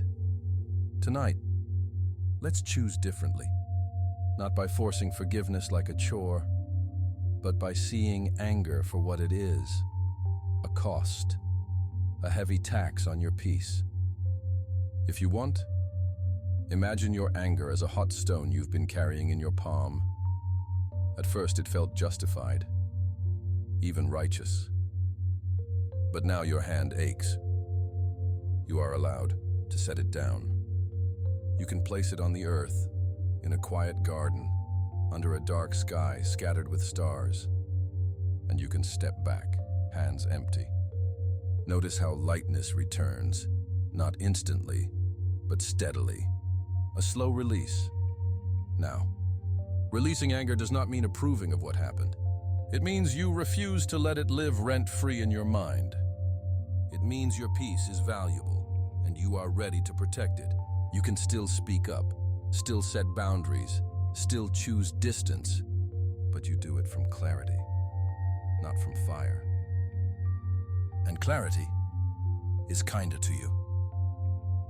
As the night deepens, we can return to the gentle art of relationship, not the dramatic kind, but the simple human one, the everyday chance to soften rather than harden. Seneca offers a sentence that feels like a lantern carried through dark streets. Wherever there is a human being, there is an opportunity for a kindness. Wherever there is a human being, not only in perfect moments, not only with people who deserve it, not only when you feel like it, but wherever human life appears, in the cashier's tired eyes, in the stranger's impatience, in a family member's clumsy attempt at care, in your own reflection when you've made a mistake, there is an opportunity for a kindness. And kindness, in Stoic practice, is not a performance. It is a decision to live in accordance with our shared nature. You and I, and everyone you struggled with today, are made of the same fragile material. We all want safety, respect, warmth, meaning. We all fear being unseen, being dismissed, being left behind. So kindness can be small, a softer interpretation, a pause before replying, a choice not to escalate, a silent wish for someone to be free of their inner turmoil. You can offer kindness even from a distance, even without speaking. You can think, may they find peace, may I find peace. And this thought, like gentle waves, smoothing stones, begins to wear away the sharp edges inside you. Now let's gather these teachings together, as if you are collecting smooth pebbles along a moonlit shore, one by one, each one simple, solid, calming to hold. Admiration is pleasant, but not strong. Improvement is real, even when no one applauds. Offense can be a doorway back to humility. Anger is costly, far more costly than the original cause. Kindness is always available, wherever there is a human being. And now, bring it into your own life, in the way that feels most personal. Maybe there's someone whose opinion has been living too loudly in your mind. A boss, an ex, a parent, an online crowd, even a friend whose approval you chase. Tonight, see if you can loosen that cord, not with bitterness, just with clarity. Their admiration is not your foundation. Your foundation is your choices, your values, your patience, your courage. Maybe there's a moment you keep replaying, where you feel embarrassed, where you worry you looked foolish. Let Epictetus reassure you. It is safe to be thought foolish about external matters. Let the world misread you sometimes. Your soul does not need to defend itself at every turn. Maybe there's a person who irritated you, and your mind keeps assembling the argument. Try Marcus's practice. Turn inward. Find one small way you too are imperfect, one way you too have needed grace. Not to minimize what happened, but to soften your grip on condemnation. And if anger is still present, let it be present without feeding it. Acknowledge it like a distant storm, then watch it move across the horizon. Remember, the consequences of anger are heavier than its cause. Choose the lighter path. And finally, let Seneca's lantern glow. Wherever there is a human being, there is an opportunity for a kindness. If you can't offer it outward tonight, offer it inward. Be kind to the tired mind that tried so hard today. Be kind to the heart that wanted to be understood. Be kind to the part of you that feels small when not admired. You are learning, and that is enough. Now, let the scene widen. Imagine you are walking through a quiet garden under starlight. Stone paths cool beneath your feet. Cypress trees standing like calm guardians. A gentle fountain murmuring. Each step is unhurried. Each breath a little deeper. You don't need to perform here. You don't need to impress the night sky. You don't need to win an argument with the wind. You simply belong. And as you continue, allow the social mind, the worried mind, the comparing mind, to rest. Like a bird tucking its head beneath its wing. There will be time tomorrow for conversations, decisions, messages. But tonight, you practice a deeper wisdom, humility, virtue, and relationship with the world as it is. A world full of human beings, and therefore, full of opportunities for kindness. And now, in the hush of this moment, let your thoughts slow. Let the inner hall grow quiet. Let the gentle waves of breath carry you, steadily, toward sleep. As we continue from where we just were, with the mind settling and the breath moving like a slow tide, we begin to widen the view even more, as if stepping back from a single candle flame and noticing the whole night sky around it. There is a particular kind of calm that arrives when you stop trying to hold life still. when you stop demanding that the moment remain exactly as it is, and instead you let it move, as it was always meant to move, like a river that does not apologize for flowing. Marcus Aurelius offers a thought that can sound almost stark at first, and yet it is quietly tender if you let it soften in your hands. All things are in mutation, and you yourself are in continuous alteration, and in some respects in a dissolution, and the whole universe as well.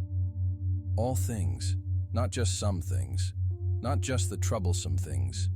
Everything is in motion, even the things that feel solid and permanent. Your routines, your home, your body, your relationships, your plans, the very way you think of yourself. All of it is changing, in small, constant ways, sometimes too subtle to notice, until one day you look back and realize the season has turned. Tonight, you can let that be comforting, because if everything is in mutation, then what weighs on you is also in mutation. The worry that has been circling like a restless bird will not circle forever. The tension in the chest, the heaviness behind the eyes, the feeling that something is unresolved. Even those sensations are passing shapes, clouds rearranging, dissolving, reforming. Sometimes we suffer not only because life changes, but because we beg it not to. We want the good moment to stay. We want the hard moment to leave immediately. And we want the uncertain moment to provide answers. But change is not punishment. It is the nature of life, the quiet law that even the stars obey.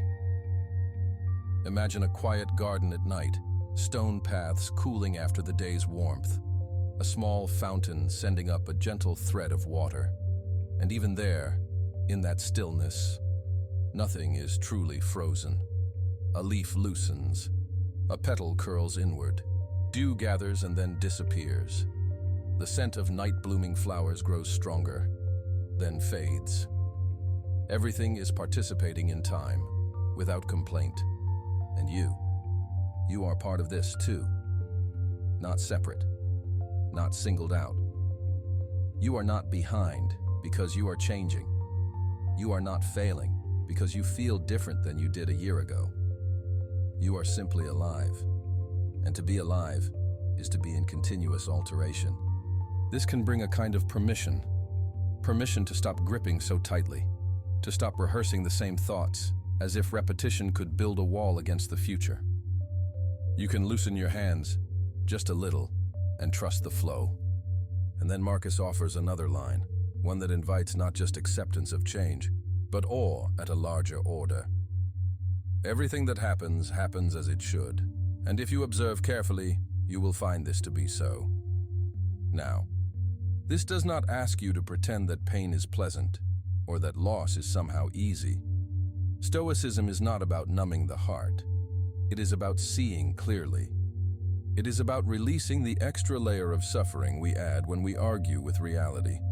When we say, this should not be happening, even as it is happening. Consider how often the mind tightens against what is already here. A delayed message, a harsh comment, a mistake at work, an unexpected bill, a body that is tired, a relationship that shifts. The mind wants to strike the table and demand a different universe. But the universe does not negotiate with our preferences. It unfolds according to its nature, like waves arriving, like wind moving through tall grass. To say everything happens as it should is not to say everything is what I wanted. It is to say this moment belongs to the chain of moments, and it could not be exactly different and still be this reality. It is an invitation to step into cooperation with what is, so your energy can move from resistance into response.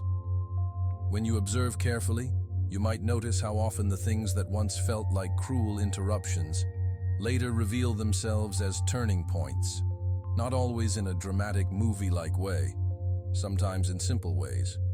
A job that didn't work out and forced you toward a different path, a friendship that faded and made space for quieter, truer connections.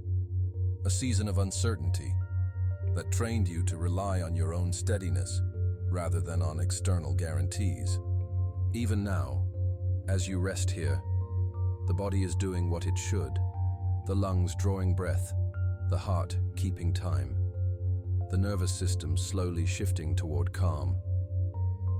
You do not command these things with effort. They happen as they should, and you benefit from their natural intelligence. So perhaps, just for tonight, you let the universe be the universe. You let the past be what it was. You let the present be what it is. You let tomorrow remain unwritten. You don't have to solve the whole world before sleep. You only have to meet this moment with gentleness. There is another teaching Marcus gives, a kind of inner training. Receive wealth or poverty, joy or sorrow, life or death with an equal mind. An equal mind does not mean an indifferent heart. It means a steady center, like a deep part of the sea that remains calm, even when the surface is choppy.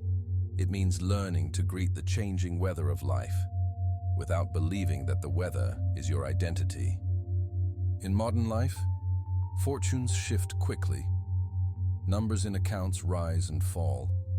Plans change with one email. The news brings stories that stir fear. Social media makes it seem like everyone else is ahead, and the mind begins to believe it must constantly adjust, constantly chase, constantly defend.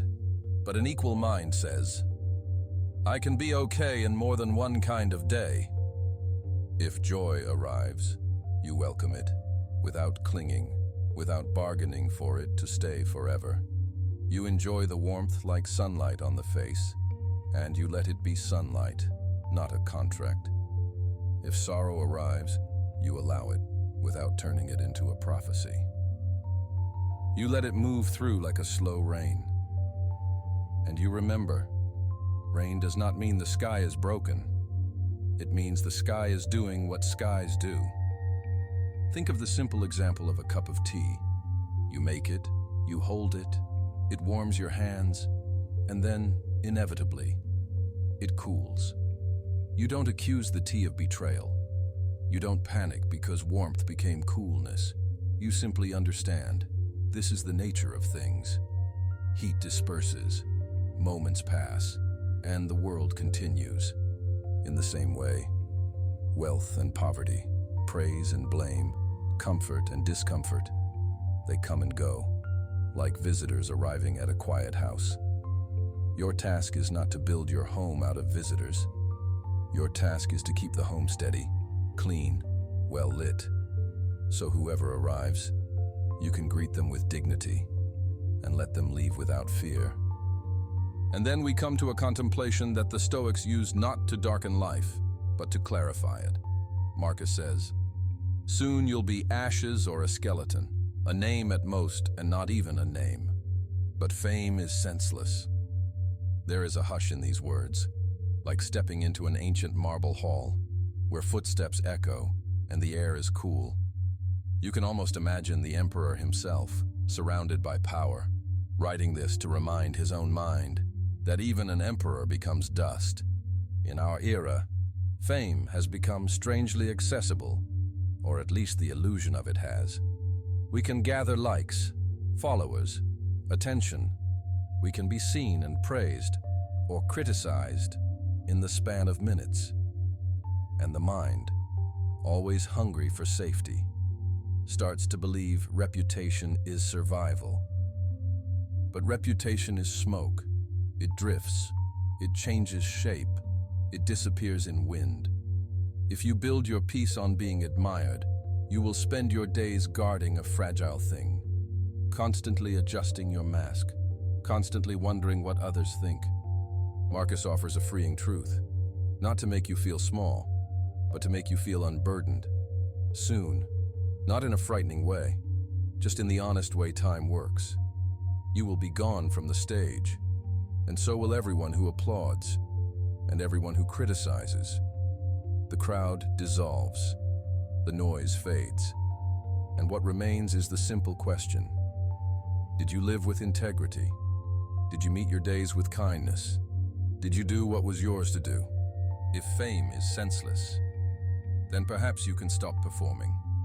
Perhaps you can let your life be real, private in the best way, sincere, guided not by the shifting opinions of others, but by your own quiet principles.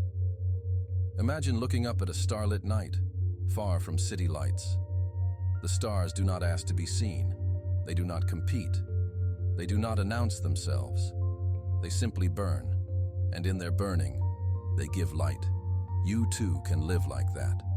Not loudly, not desperately, but steadily, doing your part, loving what is near you, speaking truth when needed, resting when needed, and letting the rest pass on. Contemplating mortality can feel heavy, but it can also be a soft lantern. It shows you what matters. It shows you that so many of the things we worry about are not worthy of the limited days we have. The argument that still replays in your mind, the embarrassment from years ago, the fear that someone misunderstood you, the pressure to prove yourself. These things shrink when placed beside the vastness of time, like grains of sand, like a single ripple on a wide ocean. And then there is Seneca's line, gentle and true. Every new beginning comes from some other beginning's end. This is the rhythm of the world, endings feeding beginnings, compost becoming soil, fallen leaves becoming nourishment. The sun sets, and in that ending, the night begins. The night ends, and the morning begins. Life is not a straight line. It is a series of doorways, and each doorway opens because another has closed. In your own life, you can see this, even if it was painful. Childhood ends, and adulthood begins. A certain version of you ends, and another begins. A relationship may end, and solitude begins, or healing begins, or new love begins.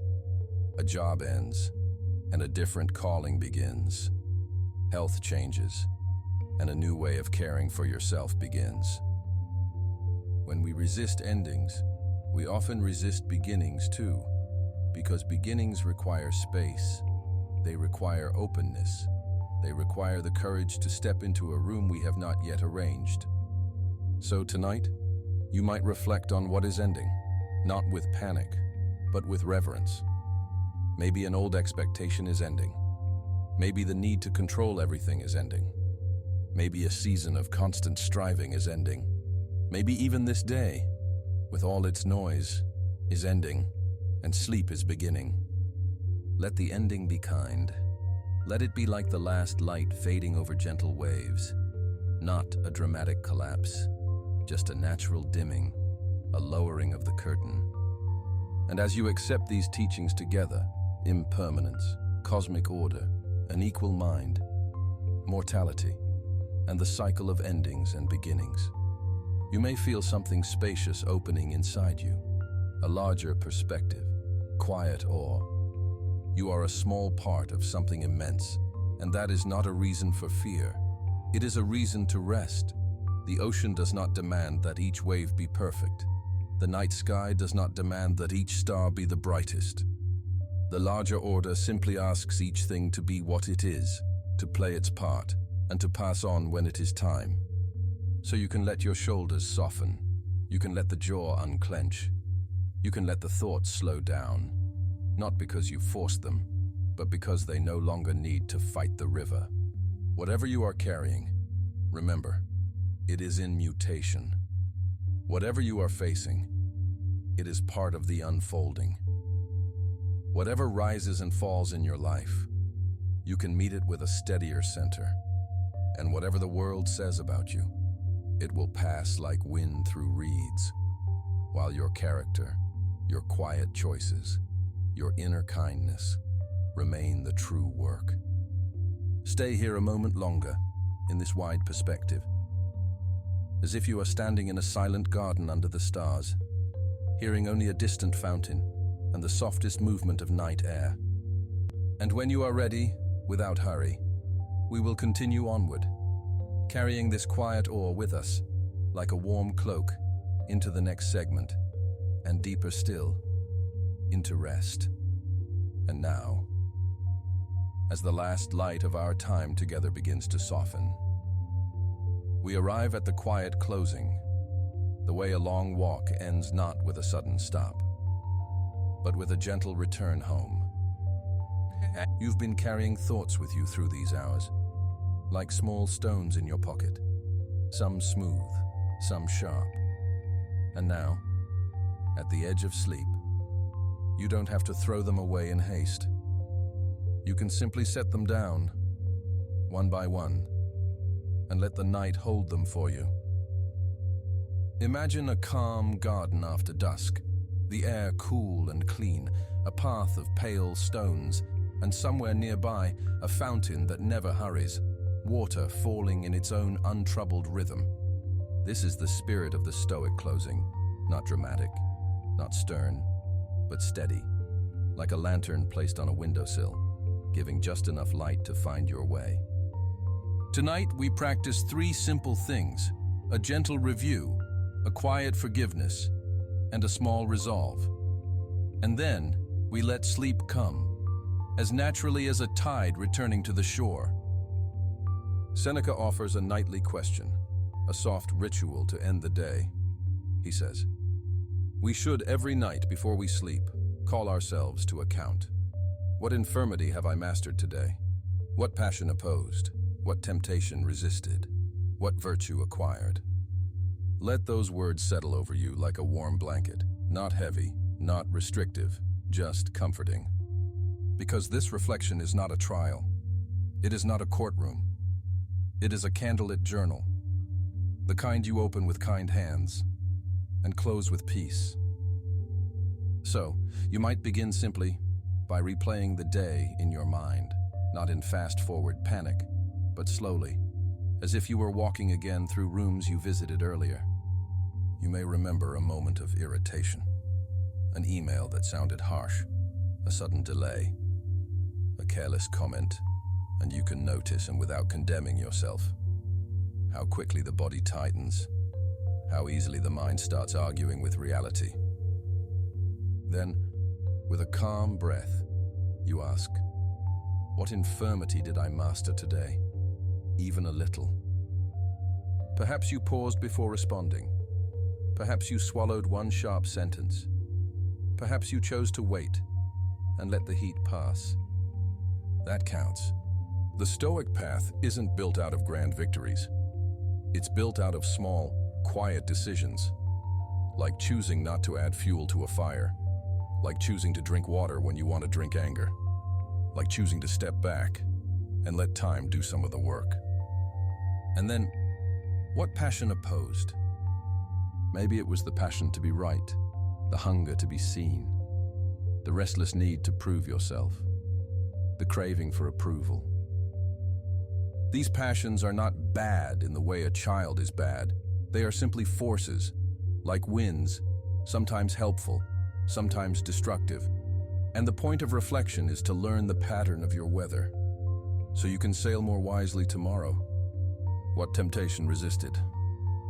For a modern life, temptation may not be a dramatic vice. It may be the endless scroll, the late-night doom reading, the little compulsions that pull your attention apart until you feel thin and scattered, or the temptation to complain, to rehearse the same bitter story, to keep a wound open because it has become familiar.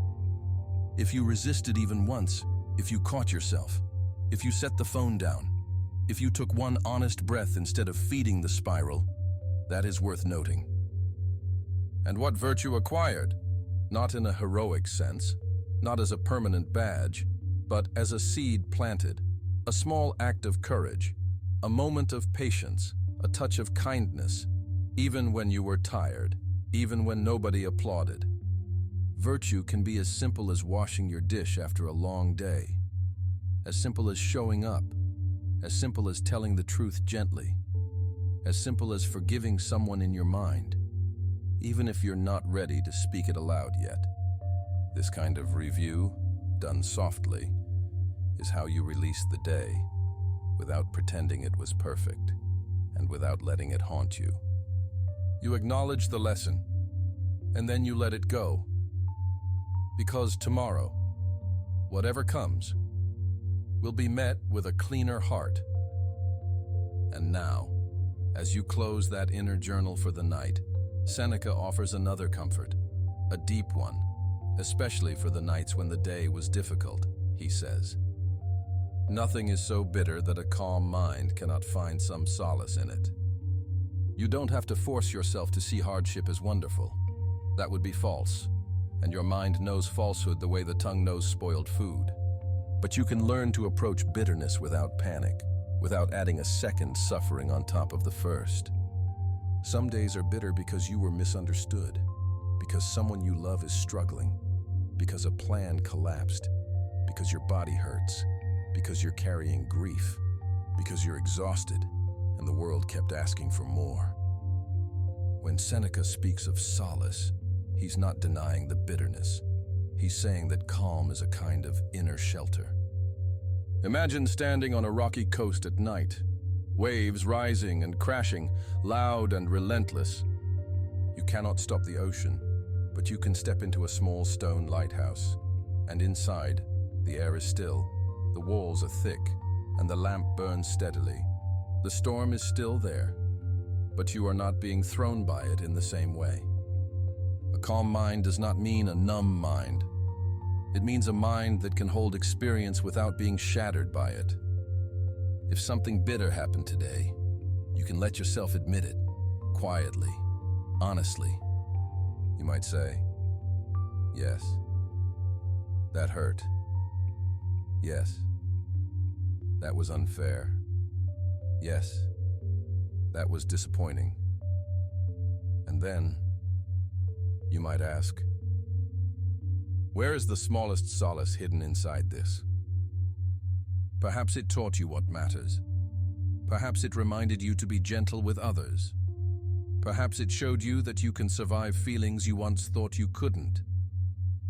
Sometimes the solace is simply that the day is over, and you are here, breathing, and the night is giving you a place to rest. Calm can be practiced in small breaths, in softening the shoulders, in unclenching the jaw, in letting the tongue rest in the mouth. And it can be practiced in one quiet sentence, whispered inwardly. I do not need to fight the whole world tonight. Now, there is another kind of peace that comes when we stop wrestling with fate, when we stop insisting that life should have followed our preferred script. Marcus Aurelius, writing in the quiet hours of his own heavy responsibilities, offers a simple instruction. Accept the things to which fate binds you, and love the people with whom fate brings you together, but do so with all your heart. Accept and love, not tolerate, not endure with clenched teeth, but accept and love. This does not mean approving of every circumstance. It means meeting what is here, instead of exhausting yourself arguing with what already is. Think of your life as it stands, not the imagined life, the one with fewer problems, the one where everyone understands you, the one where nothing breaks, where time does not take things away. That imagined life is like a mirage on the horizon, and running toward it only dries the throat. Your real life, the one you are living, has people in it. Perhaps difficult people, perhaps beautiful people, perhaps both. It has obligations, it has limits, it has the strange and sacred ordinary details. Laundry, commutes, conversations, small repairs, bills, meals. Marcus is asking for wholeheartedness, the kind that stops splitting the heart into two halves, one half living, one half resisting. You can accept the things to which fate binds you, not with resignation, but with the dignity of someone who understands that fighting reality is like punching fog. And you can love the people fate brings you together with all your heart. Even if your relationships are complicated, you can still practice love in a stoic way. Love as attention, love as fairness, love as patience, love as refusing to dehumanize. Sometimes loving with all your heart means speaking with care. Sometimes it means holding boundaries without hatred. Sometimes it means releasing someone in forgiveness, not because they earned it, but because your heart deserves to be free. Tonight, you might picture the faces you encountered today: a coworker, a stranger, a friend, a family member, and you might whisper inwardly, "May I meet you with a clean heart tomorrow. May I not carry needless bitterness into the morning." Now, there is a subtle trap that often keeps modern minds awake, the trap of endlessly debating what kind of person we should be, replaying our failures, drafting new philosophies at midnight, turning self-improvement into a noisy argument that never ends. Marcus Aurelius cuts through that fog with a single clear line: "Waste no more time arguing about what a good man should be. Be one. Be one, not perfect, not polished. Just be one." In the next moment you are given. You don't have to finish your entire transformation tonight. You don't have to solve your whole life before sleep. You only have to do the next right thing, gently. If you spoke harshly today, you can be kinder tomorrow. If you avoided something important, you can take one step toward it. If you were overwhelmed, you can simplify. Virtue can be quiet. It can be plain. It can be as humble as turning off the light and allowing your body to rest. Because rest, too, is part of being good. A rested mind is more patient. A rested heart is less reactive. Stop arguing in your head. Stop prosecuting yourself. Stop holding endless meetings with your anxiety. Just be the person who breathes slowly, who speaks gently, who does not demand that tonight contain the whole future. And now, as the room grows darker, as the mind begins to drift, there is one more fear that often rises at night, the oldest one, the fear of mortality, the fear that time is slipping, the fear that everything is fragile. Seneca offers a stark sentence, and yet, if you let it settle, it can be liberating. He who fears death will never do anything as a living man should.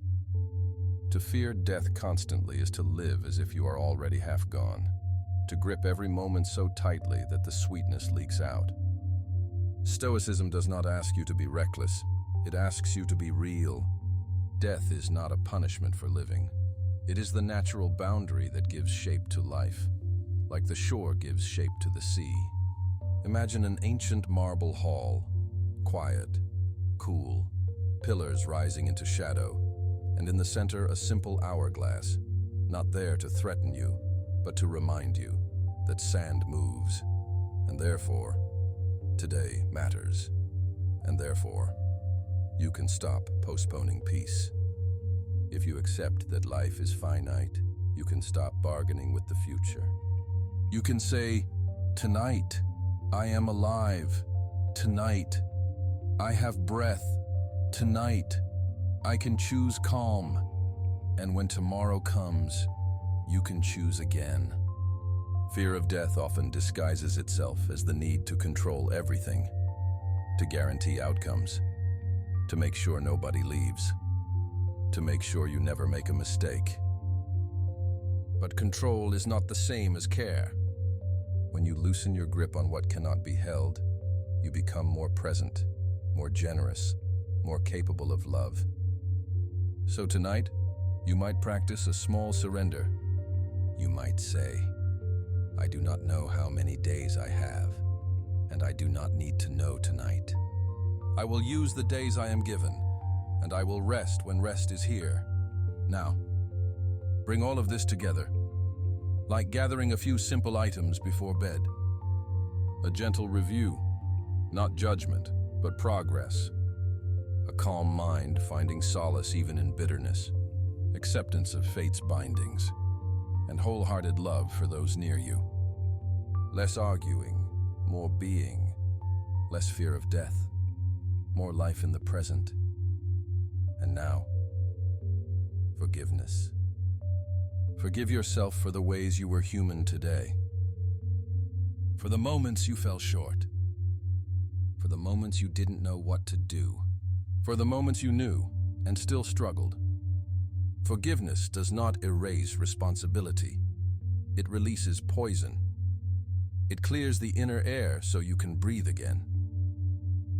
You can also forgive others, not as a declaration that what they did was right, but as a decision not to carry their sharpness in your chest through the night. Imagine placing those grievances gently into a small bowl and setting it outside your door, just for now. You can pick it up tomorrow if you truly need it, but most likely, in the morning light, you'll realize you never did. And simplicity. Let tomorrow be simpler than your worries predict. One step, one task, one conversation at a time. You do not have to live your whole life at once. Now, settle into the final rhythm of rest. Picture the starlit sky, wide and patient, above rooftops and trees, above all the plans and pressures. Picture gentle waves arriving, again and again, never asking the shore to be different, simply arriving and receding. Let your breath be like that, arriving and receding. If the mind offers you another thought, you don't have to chase it. You can watch it float by, like a leaf on dark water. And perhaps, before you drift fully, you offer yourself one quiet resolve, small enough to keep. Tomorrow, I will practice one moment of patience. Tomorrow, I will speak one honest kindness. Tomorrow, I will release one unnecessary argument, not a grand vow, just a gentle direction, like turning your face toward the dawn, even while you sleep. And now, you can let go. The day has been reviewed, the lessons gathered, the bitterness softened by calm, the people met with love, the fear loosened, the heart forgiven. There is nothing else you must do in this moment, only rest. Let the night cover you like a dark velvet cloak.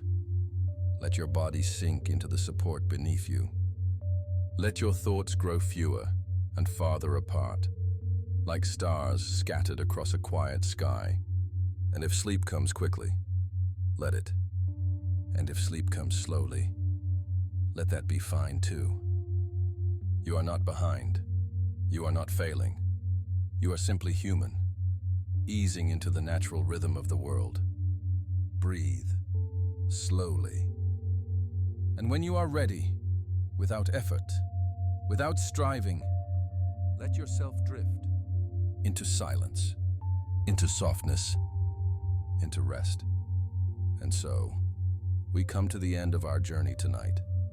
But the wisdom we have shared, it stays with you, settling into your mind like snow on a quiet winter evening. The Stoics understood something profound. We are not disturbed by events themselves, but by our judgments about them. And in releasing those judgments, we find a peace that no circumstance can touch. Marcus Aurelius faced wars, betrayal, the death of his children, yet he wrote, "The universe is change. Our life is what our thoughts make it." Seneca lost everything, his wealth, his position, his freedom. Yet he discovered that a person who has learned to let go possesses more than emperors. And Epictetus, who knew the chains of slavery, taught us that the only true prison is the one we build in our own minds. You carry this same capacity for wisdom, the same potential for peace that sustained these great souls through trials we can barely imagine. So as you drift toward sleep tonight, release any tension still held in your body. Let go of any worries about tomorrow, and know that you are enough, exactly as you are. The ancient Stoics are with you.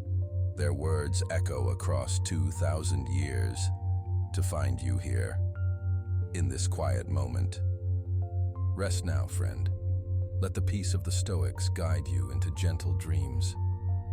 And when morning comes, you will rise with a calmer mind, a steadier heart, and the quiet strength of one who walks the ancient path. Good night, until we meet again.